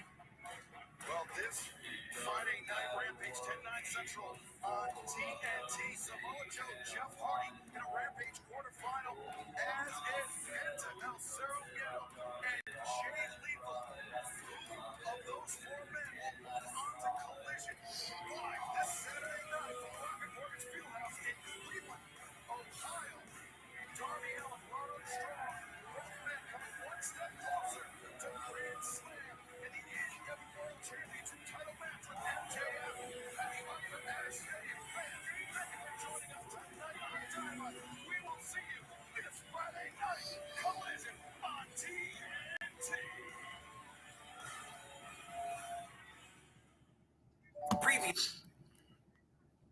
No.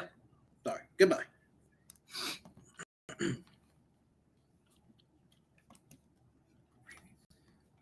Should I go with the view tonight, guys?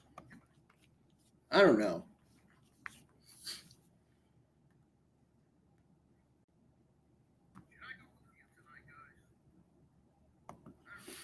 I mean,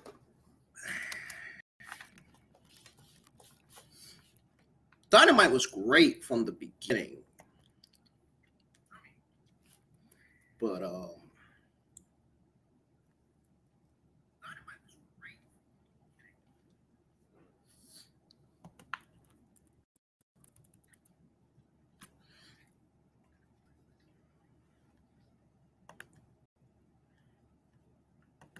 trying to think.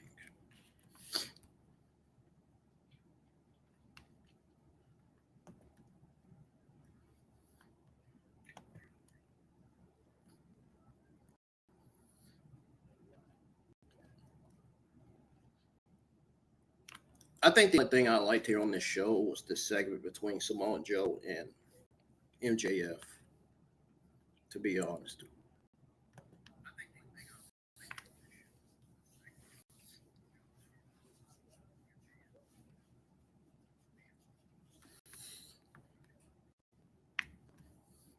Makes me wonder, are they booking Joe versus MJF for the AEW World Championship for Grand Slam?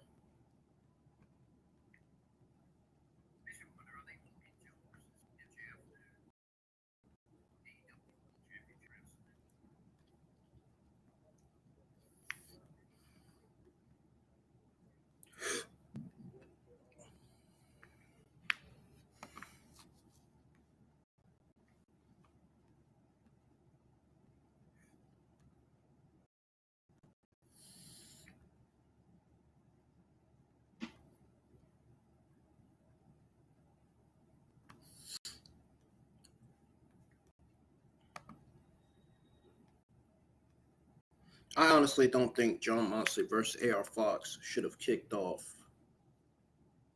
Dynamite. I would have had Darby Allin versus Nick Wayne kick off Dynamite.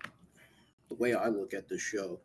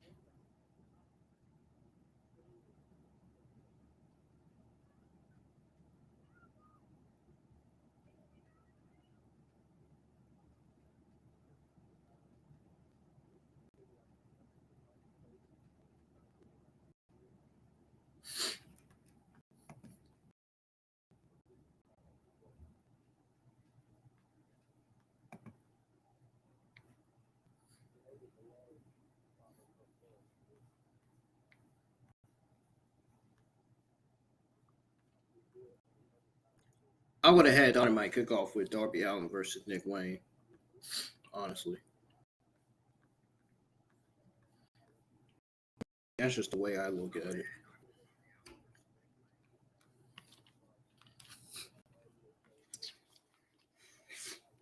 I think the match would have been better. I think John Moxley versus AR Fox kicking off Dynamite was still the right decision, though. I think it's just that the match should have got more time. That's what I think. The match should have got more time. The match didn't get nearly enough time.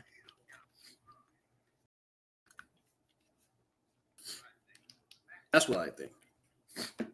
So, your Dynamite review will be live in 4 minutes. I'll be right back. Don't go anywhere, y'all.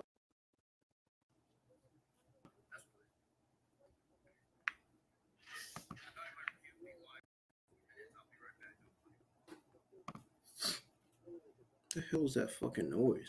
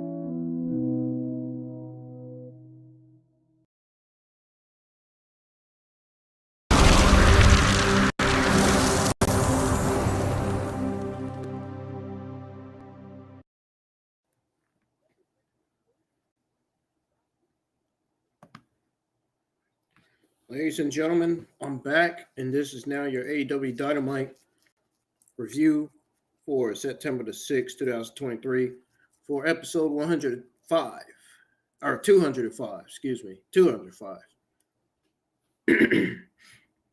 We're gonna go ahead and get started. Not gonna waste anybody's time. Episode of Dynamite.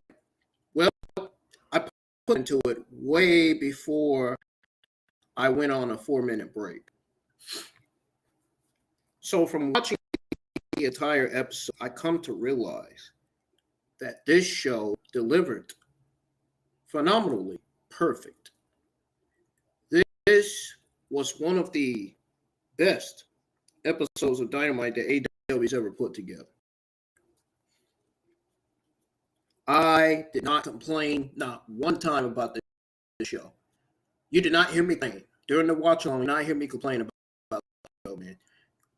I was as quiet as a fucking wolf watching this show. That is how good this show was. But then I thought maybe they should have kicked off Dynamite with Nick Wayne versus Allin. But then again, I think changed my mind. I went and changed my mind and said Moxley versus AR Fox kicking off Dynamite was the right call. Even though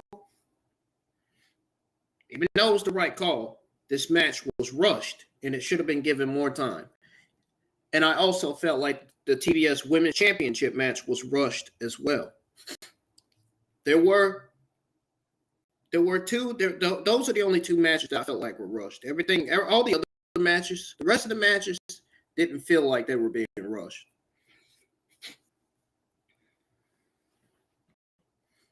So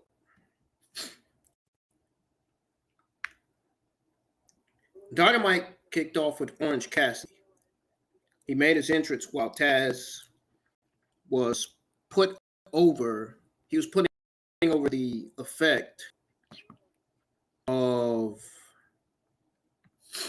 He's putting over the effect that he put in despite losing to Jon Moxley at All Out. There was a "Thank you, Orange" chant. He started his promo by saying, "Hey." He said he was told to stay home. But he said he wouldn't do that.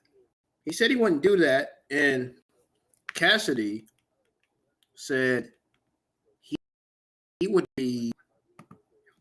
be there every single week, he said. So he closed by delivering his "I do not have a catchphrase" and exited the ring.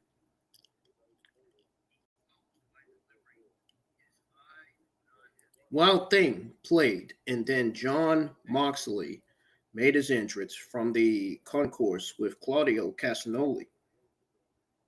Cassidy stopped on the entrance ramp and then turned around and watched as Moxley arrived at ringside and held up the AEW International Championship. So then Cassidy started to walk to the back when AR Fox's entrance music played.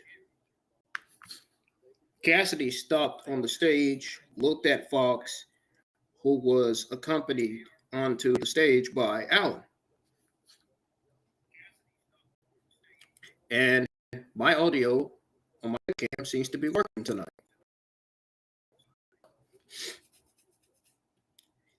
Anyways, Fox headed to the ring while Cassidy and Allin went to the back.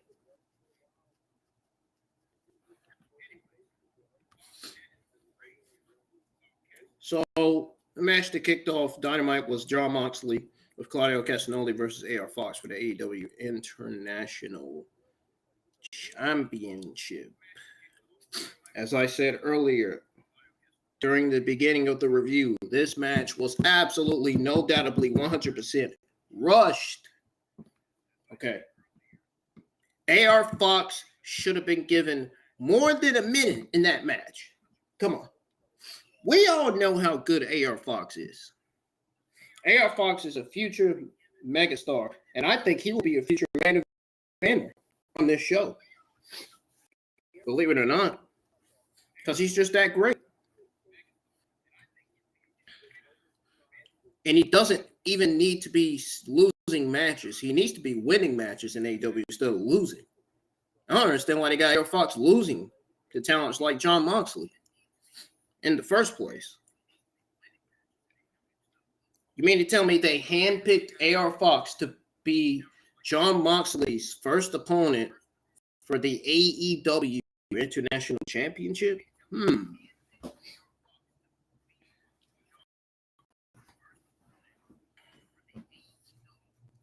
I would have had Eddie Kingston as Jon Moxley's opponent. I would have booked Jon Moxley versus Eddie Kingston for the AEW International Championship, given that Jon Moxley and Eddie Kingston has a lot of history between one another. I mean, geez. That's just me. That's just me. Despite the fact that Eddie Kingston is New Japan Strong World Heavyweight Champion, I think, something like that. But Eddie Kingston versus Jon Moxley would have been a better match, in my opinion. But Jon Moxley versus AR Fox for the AEW International Championship still delivered well. We're going to go over what happened. Fox performed an early dive over the top rope onto Moxley. At ringside, Fox picked up a near fall once they were back inside the ring. Now, Moxley rolled to ringside. Fox followed and was roughed up on the floor. Moxley tossed Fox over the barricade, heading into a pitcher-in-pitcher break. So then, Fox hit a top rope 450 splash for a near fall. One of the best 450 splashes I think I've ever seen on AEW television. Right back and threw elbows to the side of Fox's head. Moxley ran the ropes, but Fox hit him with a enziguri. Fox ran the ropes again and ate a lariat. Moxley put Fox down with a Death Rider and scored the pin.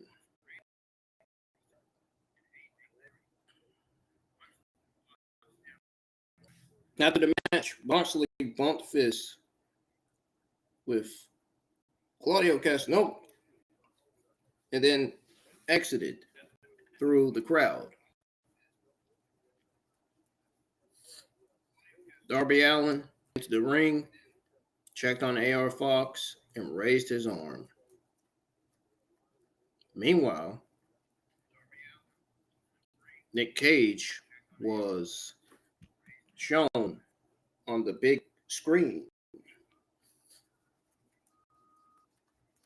Christian Cage and Luchasaurus confronted him.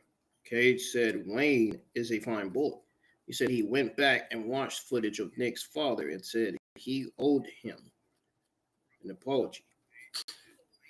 He was even worse than I thought he was, Cage said.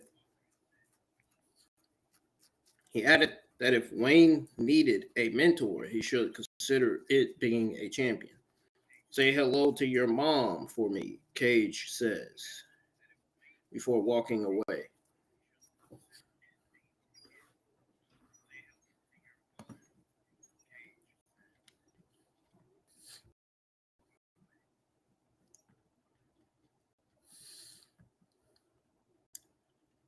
Now, as far as this match between Moxley and AR Fox goes, we went over the match already. Now I'm going to give you my thoughts on the match.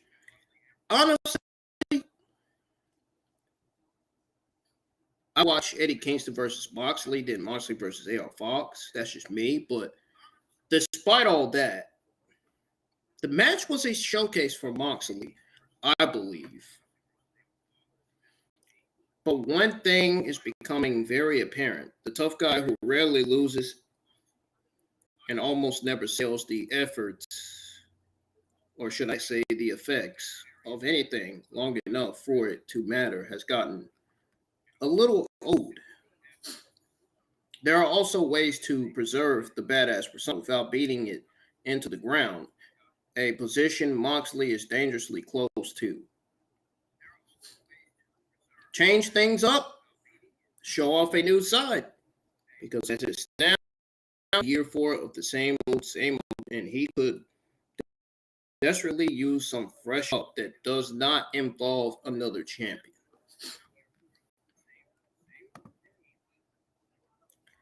But nonetheless, it was still a good opener that didn't really overstay its welcome. As far as Fox goes, he was given an amount of offense. The new champion, Moxley, went clean and decisively, But still, they still need to change things up and show off a new side. Because at this point, it's still the same old shit. So,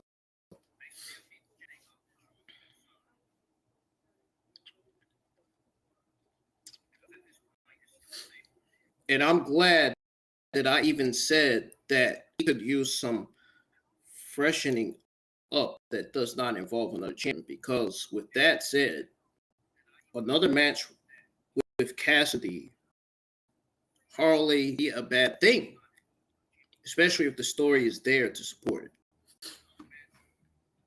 I don't think a match with Cassidy would be bad at all. I think it'd be. I mean, that further continues the Jon Moxley and Orange Cassidy story. Feud, should I say, not story.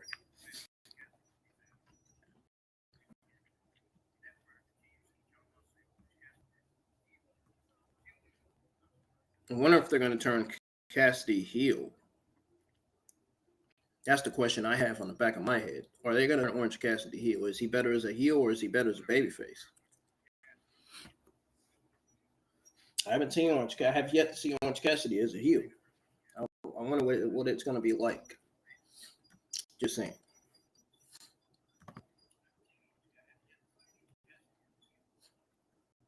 I mean, could you imagine? Imagine how great Orange Cassidy would be as a heel, though. Could you imagine?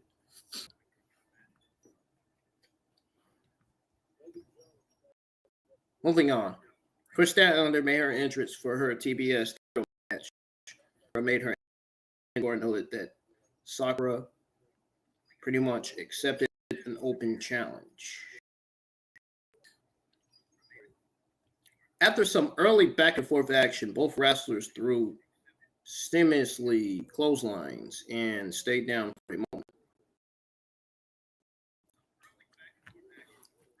Sakura held Statlander upside down before executing a backbreaker that led to a 2 count.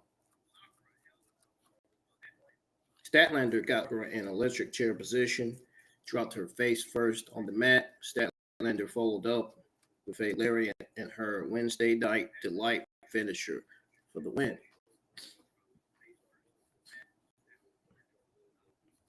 This was a very nice showcase win for Statlander.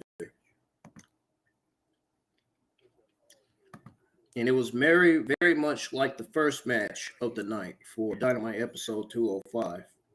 You know what I'm saying?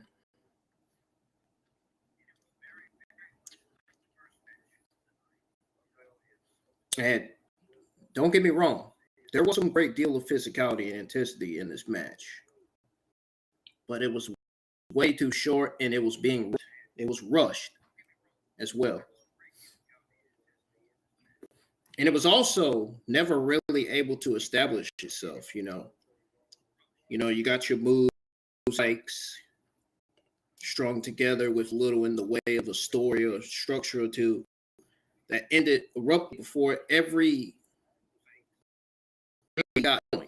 even got going, man. Before it even got started.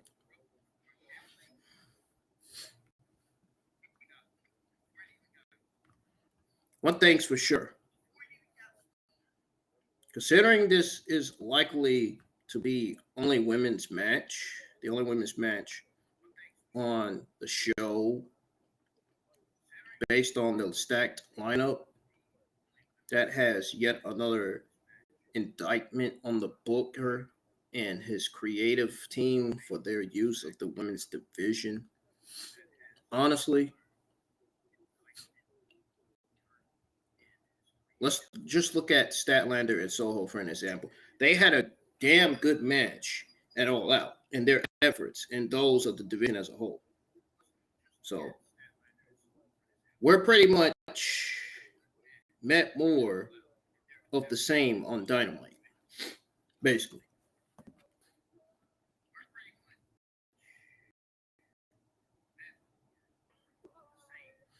At the end of the day, this match wasn't enough time. They should have been given more time. This match rushed. Even though it was great, it was nice, it was a good showcase. So I got nothing else to say about it. Moving on. Footage aired with Roderick Strong seated and wearing a neck brace, while Mike Bennett and Matt Taven sat on opposite sides of him. Strong spoke about having a tough upbringing and how pro wrestling was and is. Cole knew all of this. Strong said he grew up alone and would win the Grand Slam tournament alone. He made his entrance and joined the broadcast team on commentary for the next match. Chris Jericho and Sammy Guevara made their entrance to Julius and were followed by their opponents, Aussie Open.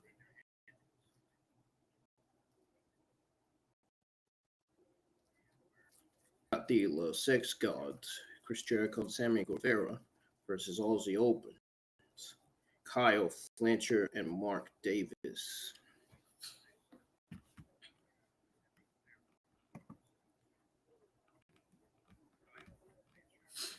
This match wasn't bad either. Don Callis insisted throughout Wednesday's match that Jericho was a self-centered narcissist. While his words did not come to fruition, Jericho and partner Sammy Guevara endured a few miscommunications. But the Sex Gods managed to pull out the victory over former Ring of Honor World Tag Team Champions Aussie Open in a very good match that pretty much featured lightning quick offense and the aerial assault of Guevara. Even in defeat, Mark Davis and Kyle Fletcher impressed once again, proving they can hang with top-tier competition, while their win-loss record is so-so thus far in their AEW run.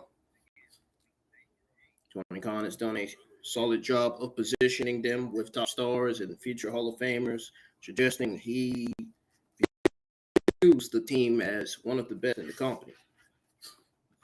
Time will come sooner or later.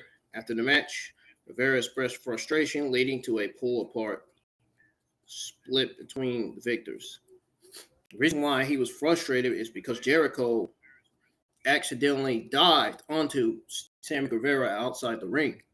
That's why he was frustrated. That is why he was frustrated. That's why I think he was frustrated anyway. The miscommunication. So, video package recapped Bryan Danielson beating Ricky Starks in a strap match at all. Video footage starts with welts on his body. He said he proved a point by not tapping out. Starks said there's not a man in the business who could tap him out. Starks asked when it's going to be time for someone like him. He said not to give him of bread. wants a full course meal. That's hyped that Bryan Danielson will speak on Saturday's AEW Collision. Footage aired of the MJF Samoa Joe angle from All Out.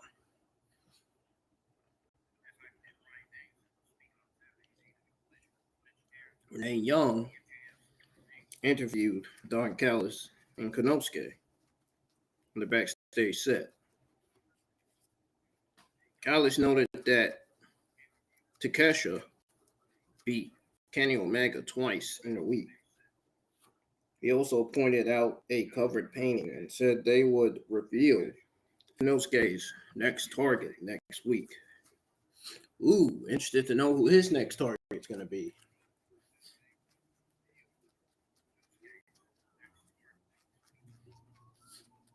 Is it going to be Chris Jericho? Makes me wonder. Are we going to get Chris Jericho versus Konosuke for Grand Slam or for the next AEW pay-per-view? Anything's possible.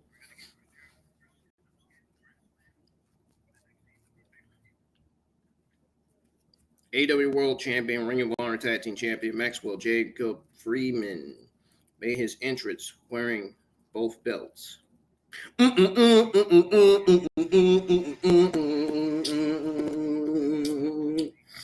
Anyways, MJF recalled living in Indiana while he was working the independent circuit. Indy, who's your daddy? MJF asked. He held his arms open while they chanted his name. MJF recalled successfully winning the Ring of Honor Tag Team titles at All Out.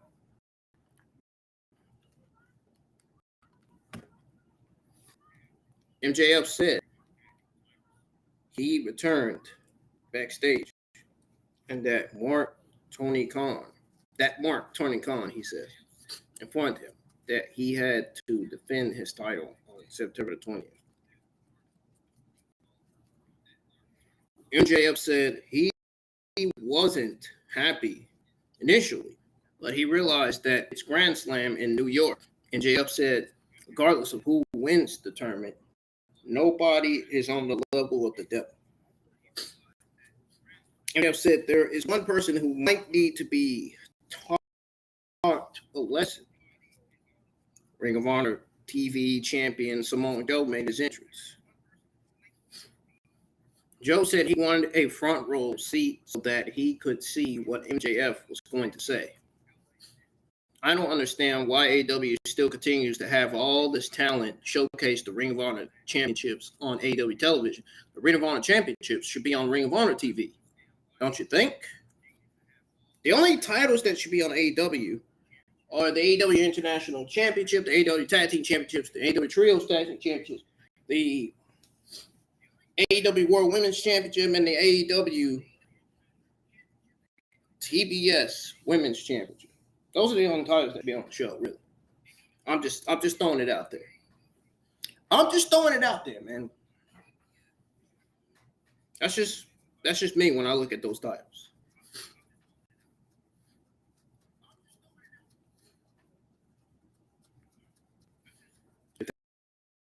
If Joe come out with his TV championship, get him look like a star, then by all means, go ahead. I'm just saying. I'm just throwing it out there. It's not an argument or anything. It's just the truth. But the Ring of Honor TV champion, Joe, made his entrance. Joe said he wanted a front row seat so that he could see what MJF was going to say. What seems to be the problem, kid? Joe asked MJF, who had tape on his neck to sell his injury from All Out. Said Joe must have rushed out because he used the MJF entrance theme for an ice cream truck.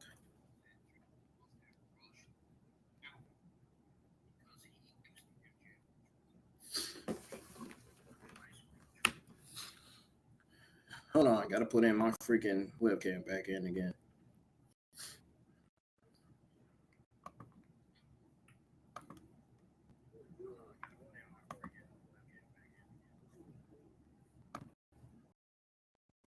Okay.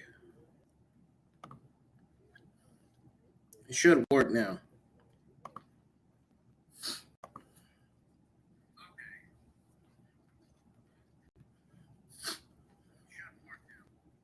Anyways, back to what I was going over with you guys, which is the segment between Joe and MJF. So Joe said that it was good, but the last time he had anything to do with an ice cream truck, he was busy being the biggest star on the other company's network. Joe repeated his question, called MJF kid again. MJF played to the crowd by asking the fans if they get creative. MJF spoke Joe with Pillsbury Doughboy and a tiny dick joke, which actually led to a tiny dick chant. Joe said that was clever coming from a guy who Reese was postponing because the Rabbi had a lack of stuff to work with. Joe insulted the Midwest fans and asked the question again. MJF said he would knock Joe's teeth down his throat.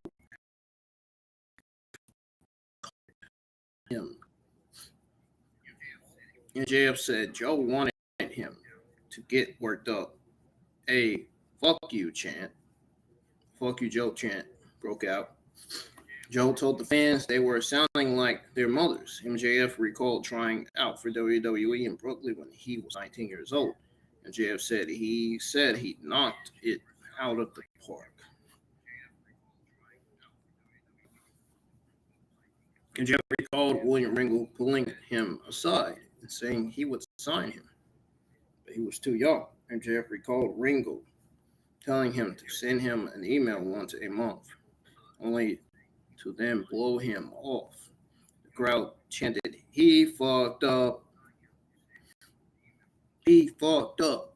He fucked up." That's what they chanted. MJF said he knocked out Ringo and sent him back to NXT where he belongs. MJF threatened that Joe could be next.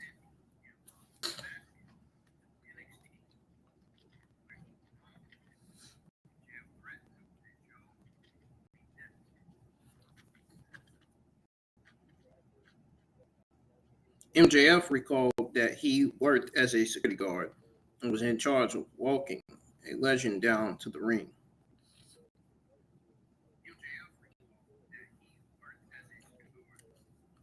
MJF recalled Joe shoving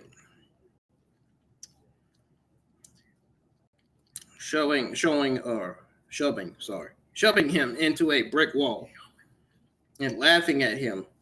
MJF said Joe did it because he was a kid and Joe knew he could get away with it. MJF said he's full grown and is the best wrestler and the man who headlined the most historic pay-per-view of all time. MJF went face to face with Joe. He told him to stay out of his way or I am going to kill you. MJF delivered his catchphrase while glaring at Joe and tossed the mic aside.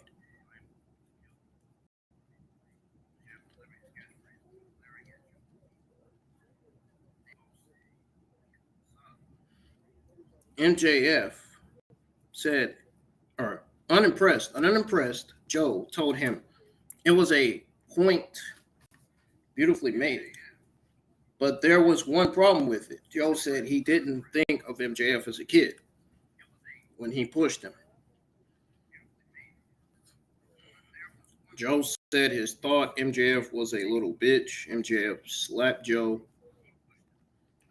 Joe said MJF was trying to provoke him, but he wouldn't take his debate. Joe said he would enter the tournament, beat everyone in it, and then he was coming for MJF. Until then, champ, have a nice day. Joe said before dropping the mic. MJF went to leave the ring only to have Joe kick the ropes into his groin. Joe put the boots to MJF. Joe held up the AEW World Championship belt. Then MJF returned the favor by low blowing him.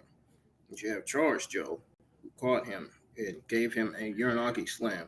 Joe put MJF on the ropes with the idea of hitting a muscle bomb. Or muscle buster. Muscle buster. Yep. Adam Cole ran out, causing Joe to release MJF. Cole checked on MJF while Joe loaded.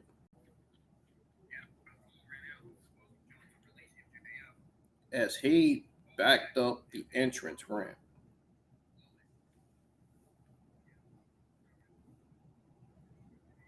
What's wrong, kid? You don't look so good. While laughing on the stage.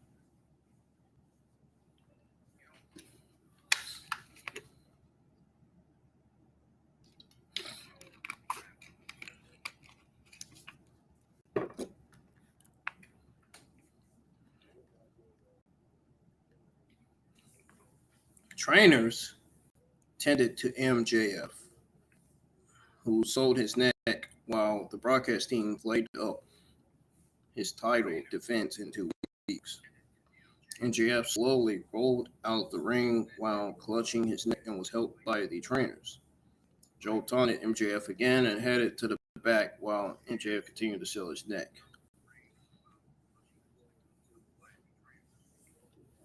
MJF dropped to one knee on the ramp. Adam, Adam, Adam, Roderick Strong yelled.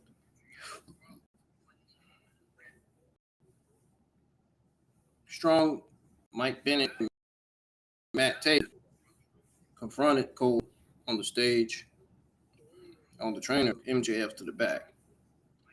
Cole said MJF wasn't okay and headed to the back to help him, while Strong and the others headed to the ring.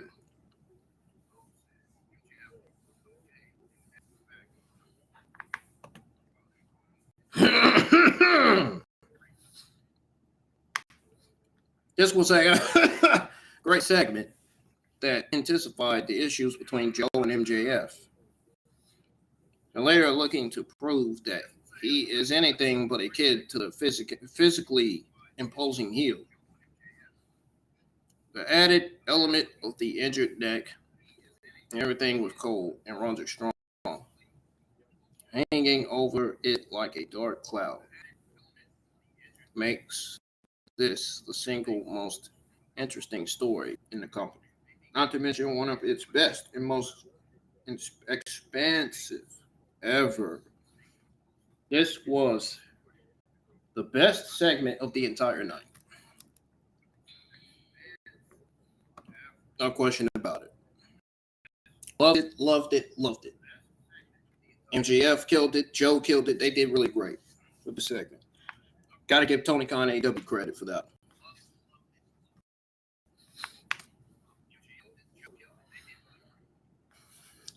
Trent Beretta and Chuck Taylor made their entrance. Got Roderick Strong with Mike Bennett, Matt Taven at ringside versus Trent Beretta with Chuck Taylor at ringside in a Grand Slam tournament match.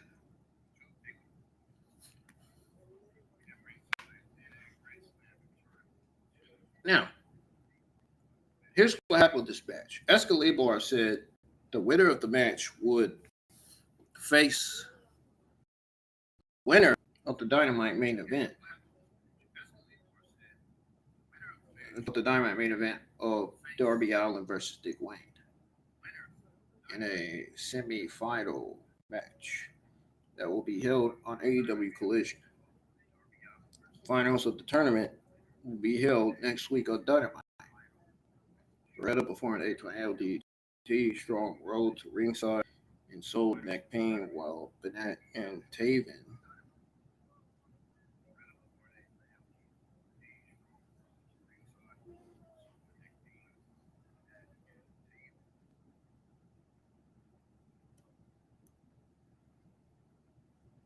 So the finals of the tournament would be held next week on Dynamite. And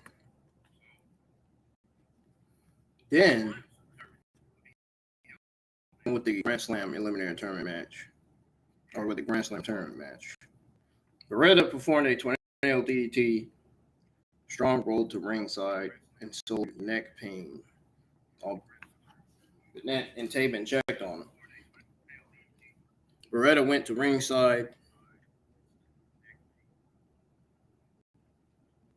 Bennett and Taven talked to him into staying away.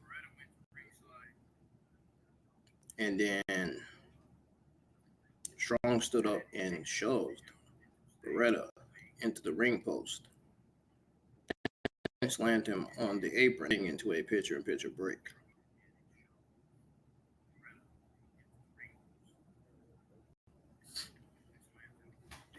Beretta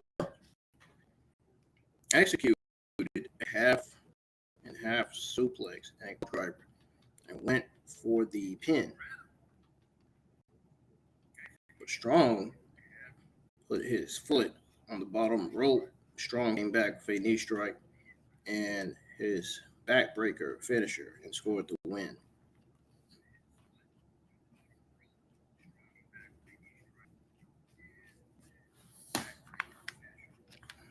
After the match, Bennett Taven put Strong's neck brace around his neck and hoisted him up.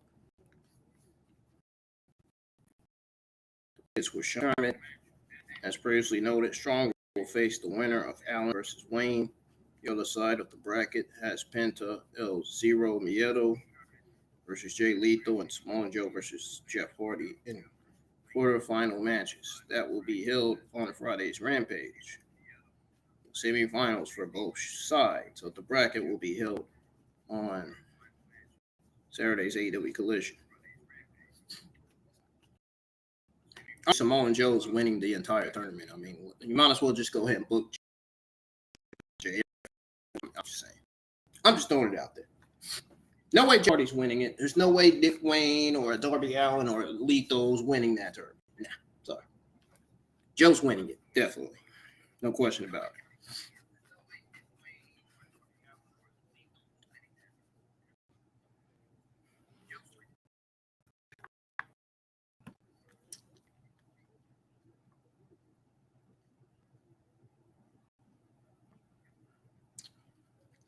Now, despite the presence of Joe in the tournament bracket, there's some say that Strong remains the favorite to win the whole thing. Joe is the favorite to win the whole thing, in my opinion, and challenge MJF at Arthur Ashe Stadium for a Dynamite Grand Slam. Joe is definitely the favorite. Joe's winning the whole tournament. I mean, we just seen the segment between Joe and MJF. I mean, come on.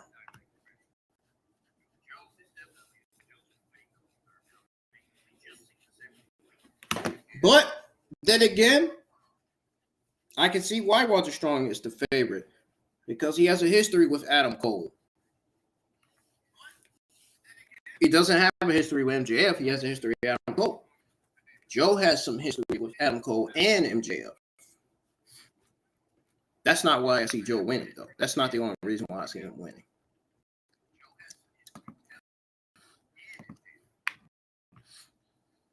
Now,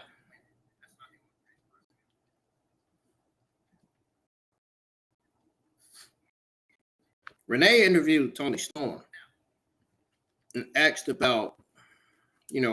about costing Ruby Soho match with a spray paint can.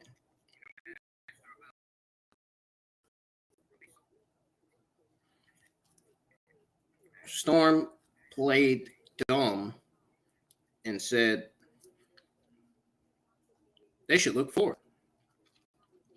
I guess she's saying that to the AEW universe, I guess.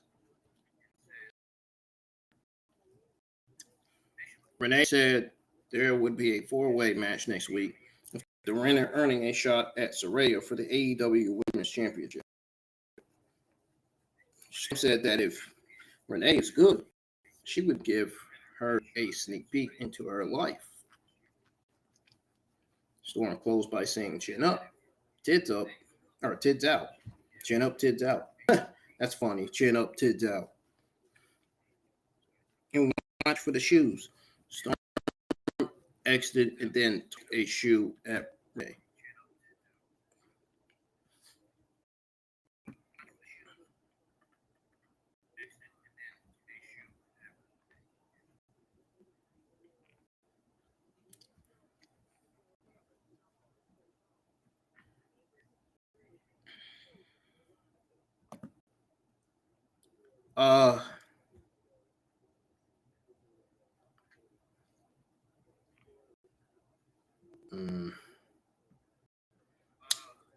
I don't think I have anything to say about that segment, to be honest.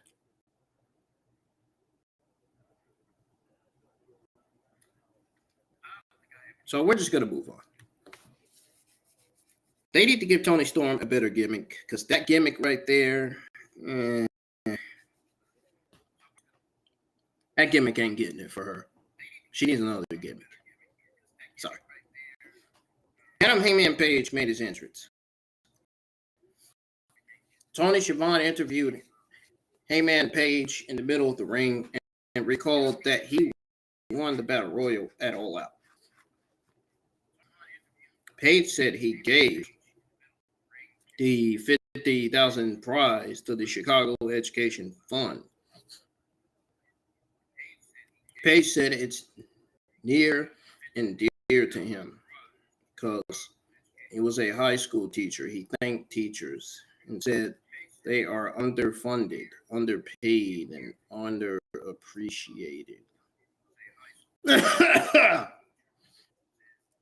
Don't worry, I'm not sick. Just my throat and my head and stuff's feeling weird. Swerve Strickland's entrance theme played. Prince Nana walked out and danced, and then Swerve came out. Onto the ring, Nana sent Siobhan away, told the fans to respect Strickland.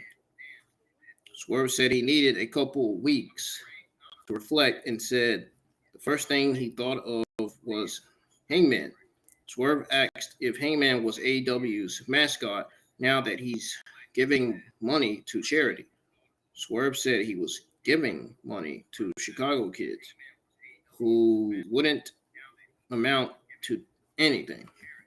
Swerve spoke about Page's early success in AEW, noted that he's now working pre-shows.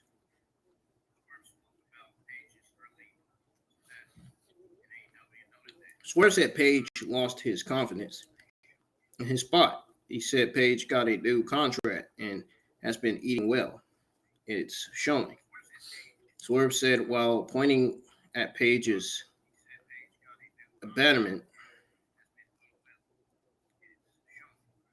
abdomen, Swerve said Page took a backseat to the Elite and got comfortable. Swerve said he'd be the first black AEW champion had he been given all of the opportunities that Page has been given. Swerve told Page to move out the way or man up and find the fire to show him and the people what cowboy is all about. Swerve said Page could fight him for his spot. Swerve said he has no regard for human life and zero empathy. He said he would walk Page like a dog. Either way, I'm coming for that spot that you act like you don't even want. Swerve said Page told Swerve to go to the back and get the match he wants. But he was done. Page exited the ring. Swerve said it was a shame that Page's wife and child had to watch him run away from more responsibilities. So then Page returned to the ring and jawed at Swerve. Brian Cage attacked Page from behind and put him down with a drill claw. That's what they call Brian Cage's finisher, a drill claw.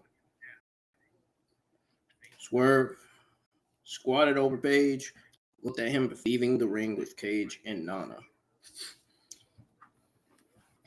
Swerve Strickland, first of all, let's just acknowledge the fact that Swerve Strickland, never mind acknowledge me, let's just acknowledge the fact that Swerve Strickland just hell out of Adam Hangman Page with that segment on the show. Wow. Swerve directly took some solid jabs at Page that rang true. I am definitely looking forward to this feud.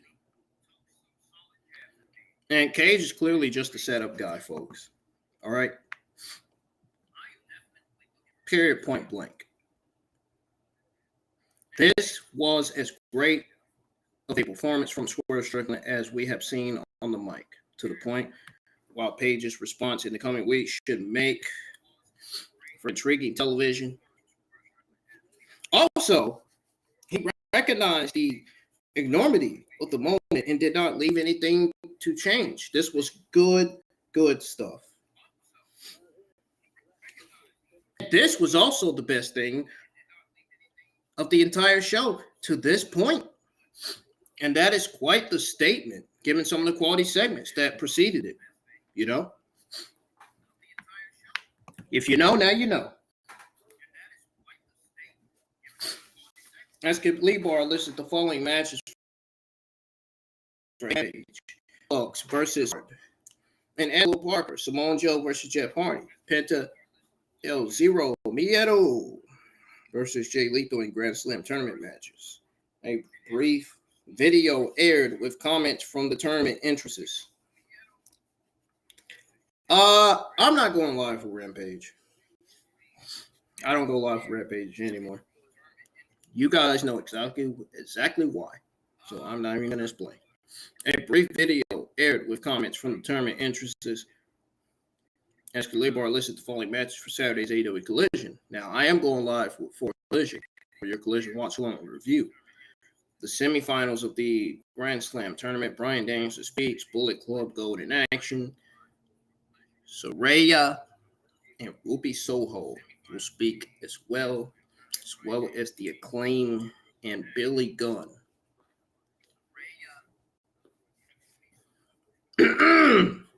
As Kalibar listed the following matches for Wednesday's AEW Dynamite Grand Slam tournament finals.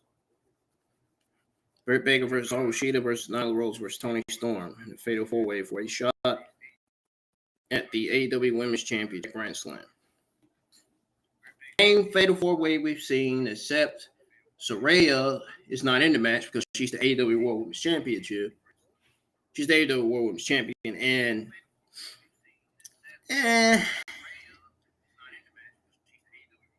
yeah. Same Fatal 4-Way match, either way. Without Saraya. If Saraya was in it again, it would be a Fatal 4-Way match. They're still the same. Except for Nyla Rose is in it. That's the only difference.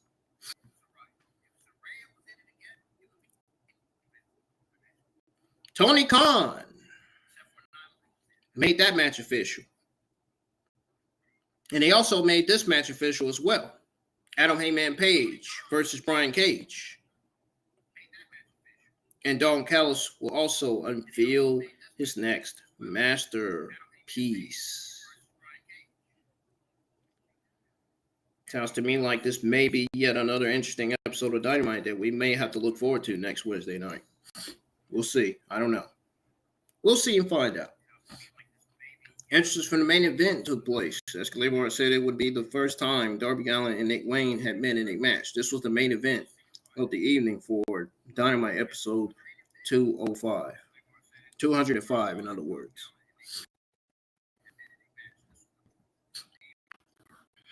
This was a great match between the two. They're both baby faces, even though I don't think it made sense to book the match, even though the match was great. But the wrestler should, before starting the match, Allin went for an early suicide dive, but Wayne moved, causing Allin burn. Allin expressed concern heading to a pitcher-in-pitcher break. And then Allin and Wayne took one another out by seamlessly going for running crossbody blocks. Both men stayed down. Allin stick his fist out. Wayne gave him a fist bump. They traded forearm strikes.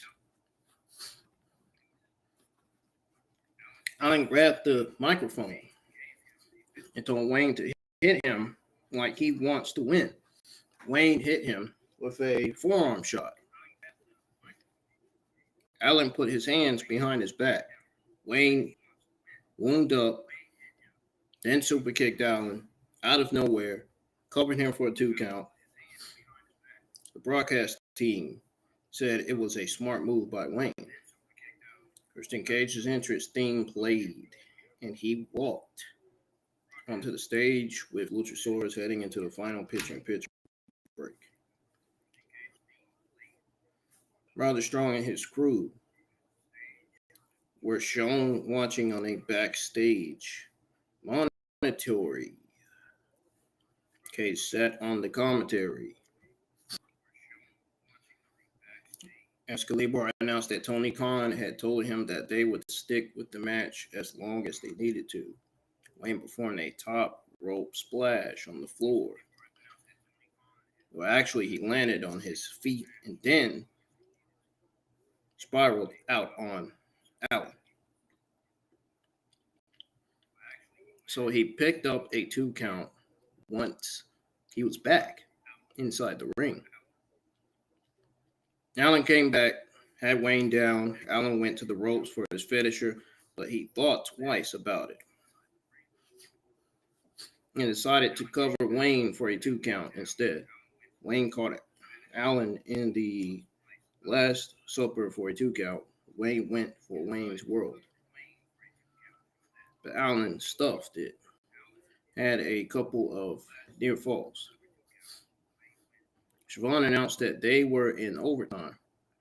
Allin pulled Wayne's arms behind him and then stomped the back of his head. Allin wrenched on Wayne's arms, and the referee called for the bell. That was it. I can see why they called for the bell so quick, because Nick Wayne's injury on his right arm. Cage applauded and said it was very impressive. Cage asked what would happen if Allin didn't make it to the semifinals.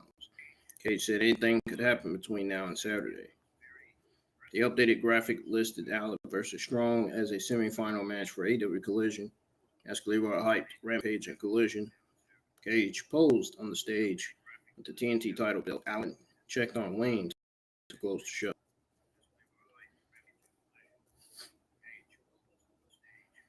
It was a decent main event. You know, the crowd didn't have any reason to root against either wrestler. They weren't as vocal for the match, though.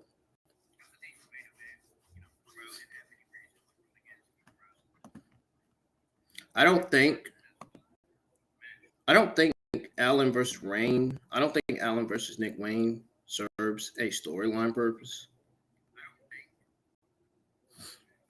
But at the same time, it also felt strange to give it away without any build or fanfare. I mean, they're not even in a storyline with each other.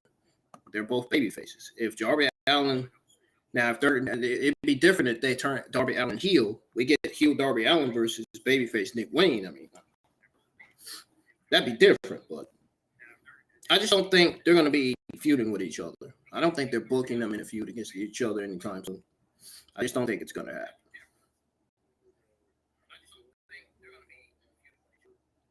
As far as Christian Cage and Luchasaurus goes, who knows what Captain Charisma has planned this time, you know? But all we know is that Captain Charisma may affect Allin's pursuit of the title, you know, given the entertainment value alone of Cage, anything that keeps him an active part of the show while making life miserable for babyfaces is a good thing. That's what heels do. It's what heels are supposed to do. It's what villains are supposed to be on TV to do.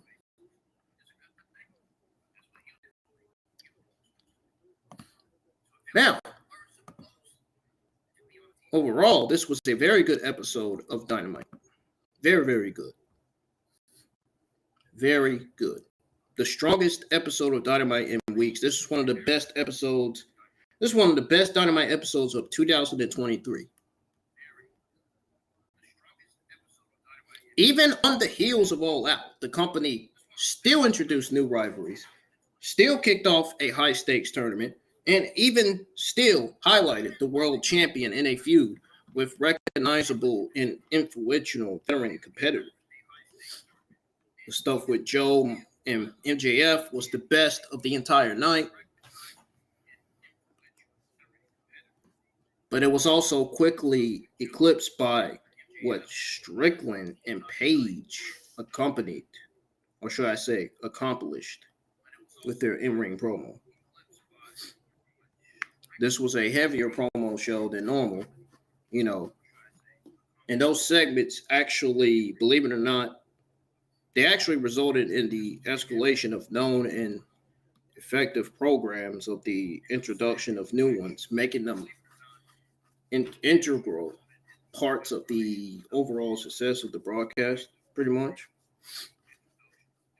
And with the eyes of World Wrestling on the company, on AEW, on All Elite Wrestling as a whole, after an acclaimed All Out, and the controversies that have engulfed in recent weeks, it's safe to say Tony Khan and the entire company scored a win with this episode. You got to give Tony Khan and his creative credit. Whoever's in charge of these shows, got to give them credit.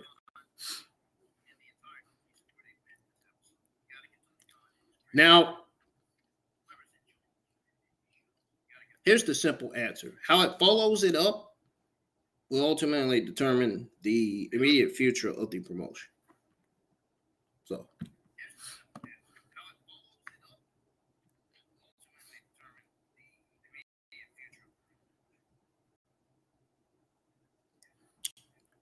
folks, that's going to do it for your AEW Dynamite review for September the 6th, 2023, for episode 205.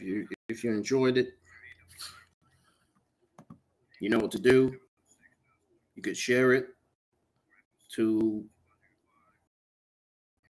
Facebook, wherever you want to share this review. And also, continue to hold. Your support helps. It means a lot to me. You all know that. Especially the ones that subscribe to my channel the longest. They know that too. They're the main ones that know it because they've been subscribed to my channel longer.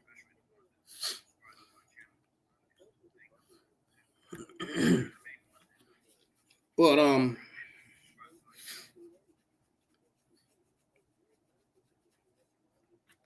anyways, folks,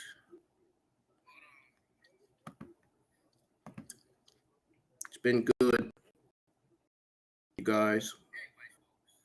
I'm always glad to share my AEW Dynamite watch along and reviews with you guys.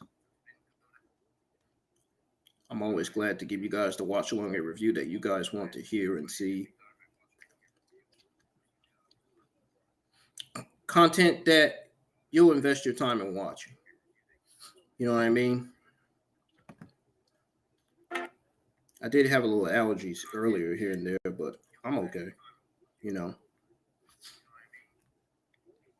about to be fall season. Fall season starts this month, believe it or not. And we still got hurricanes, including Hurricane Lee, that's on the coast right now. By next week, it's probably going to be either I'm predicting maybe it's going to be a category since the other hurricane that we had was a category 4 or 3.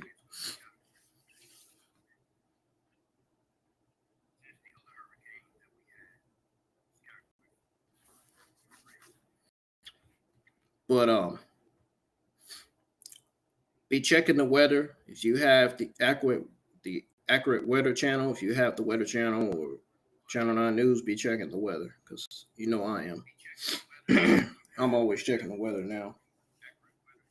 I watch the weather, especially during hurricane season, because I want to know where the fuck those hurricanes are. Making sure, make sure I keep up the weather. Say if they said there's a hurricane making its way to the Carolina coast, I know that I take cover You know what I mean? Even if we get rain, winds, or tornadoes, that's why it's important to watch the weather. I wouldn't say it's important to watch the news because news is full of negativity. That's why I don't watch it. But if it says something about something in my hometown, I'm going to watch it. I'm going to watch it, see what happened in my hometown. You know, I was born and raised here in Salisbury, and I'm still living here. Ain't believe it? But anyways, y'all stay blessed, stay safe always, and I will see you guys tomorrow afternoon for some Grid Legends. We're going to stream Grid Legends. We're going to continue that Glory, the Driven Glory story on there. So I hope to see you guys in live chat for that. It's going to be fun. I can't wait to stream that game tomorrow. I'm going to try to get up at around 10 or 11 so that way I can have the thumbnail finished and ready. I may finish the thumbnail tonight. Matter of fact, I may do it now. But anyways, I'll see you guys Thursday afternoon for Grid Legends. I'm out of here. Peace, and I hope you enjoyed the watch along. Hope you enjoyed your time here with me, and I hope you enjoyed the review for Dynamite episode 205. I'm out of here. Peace. Have a great rest of y'all's night.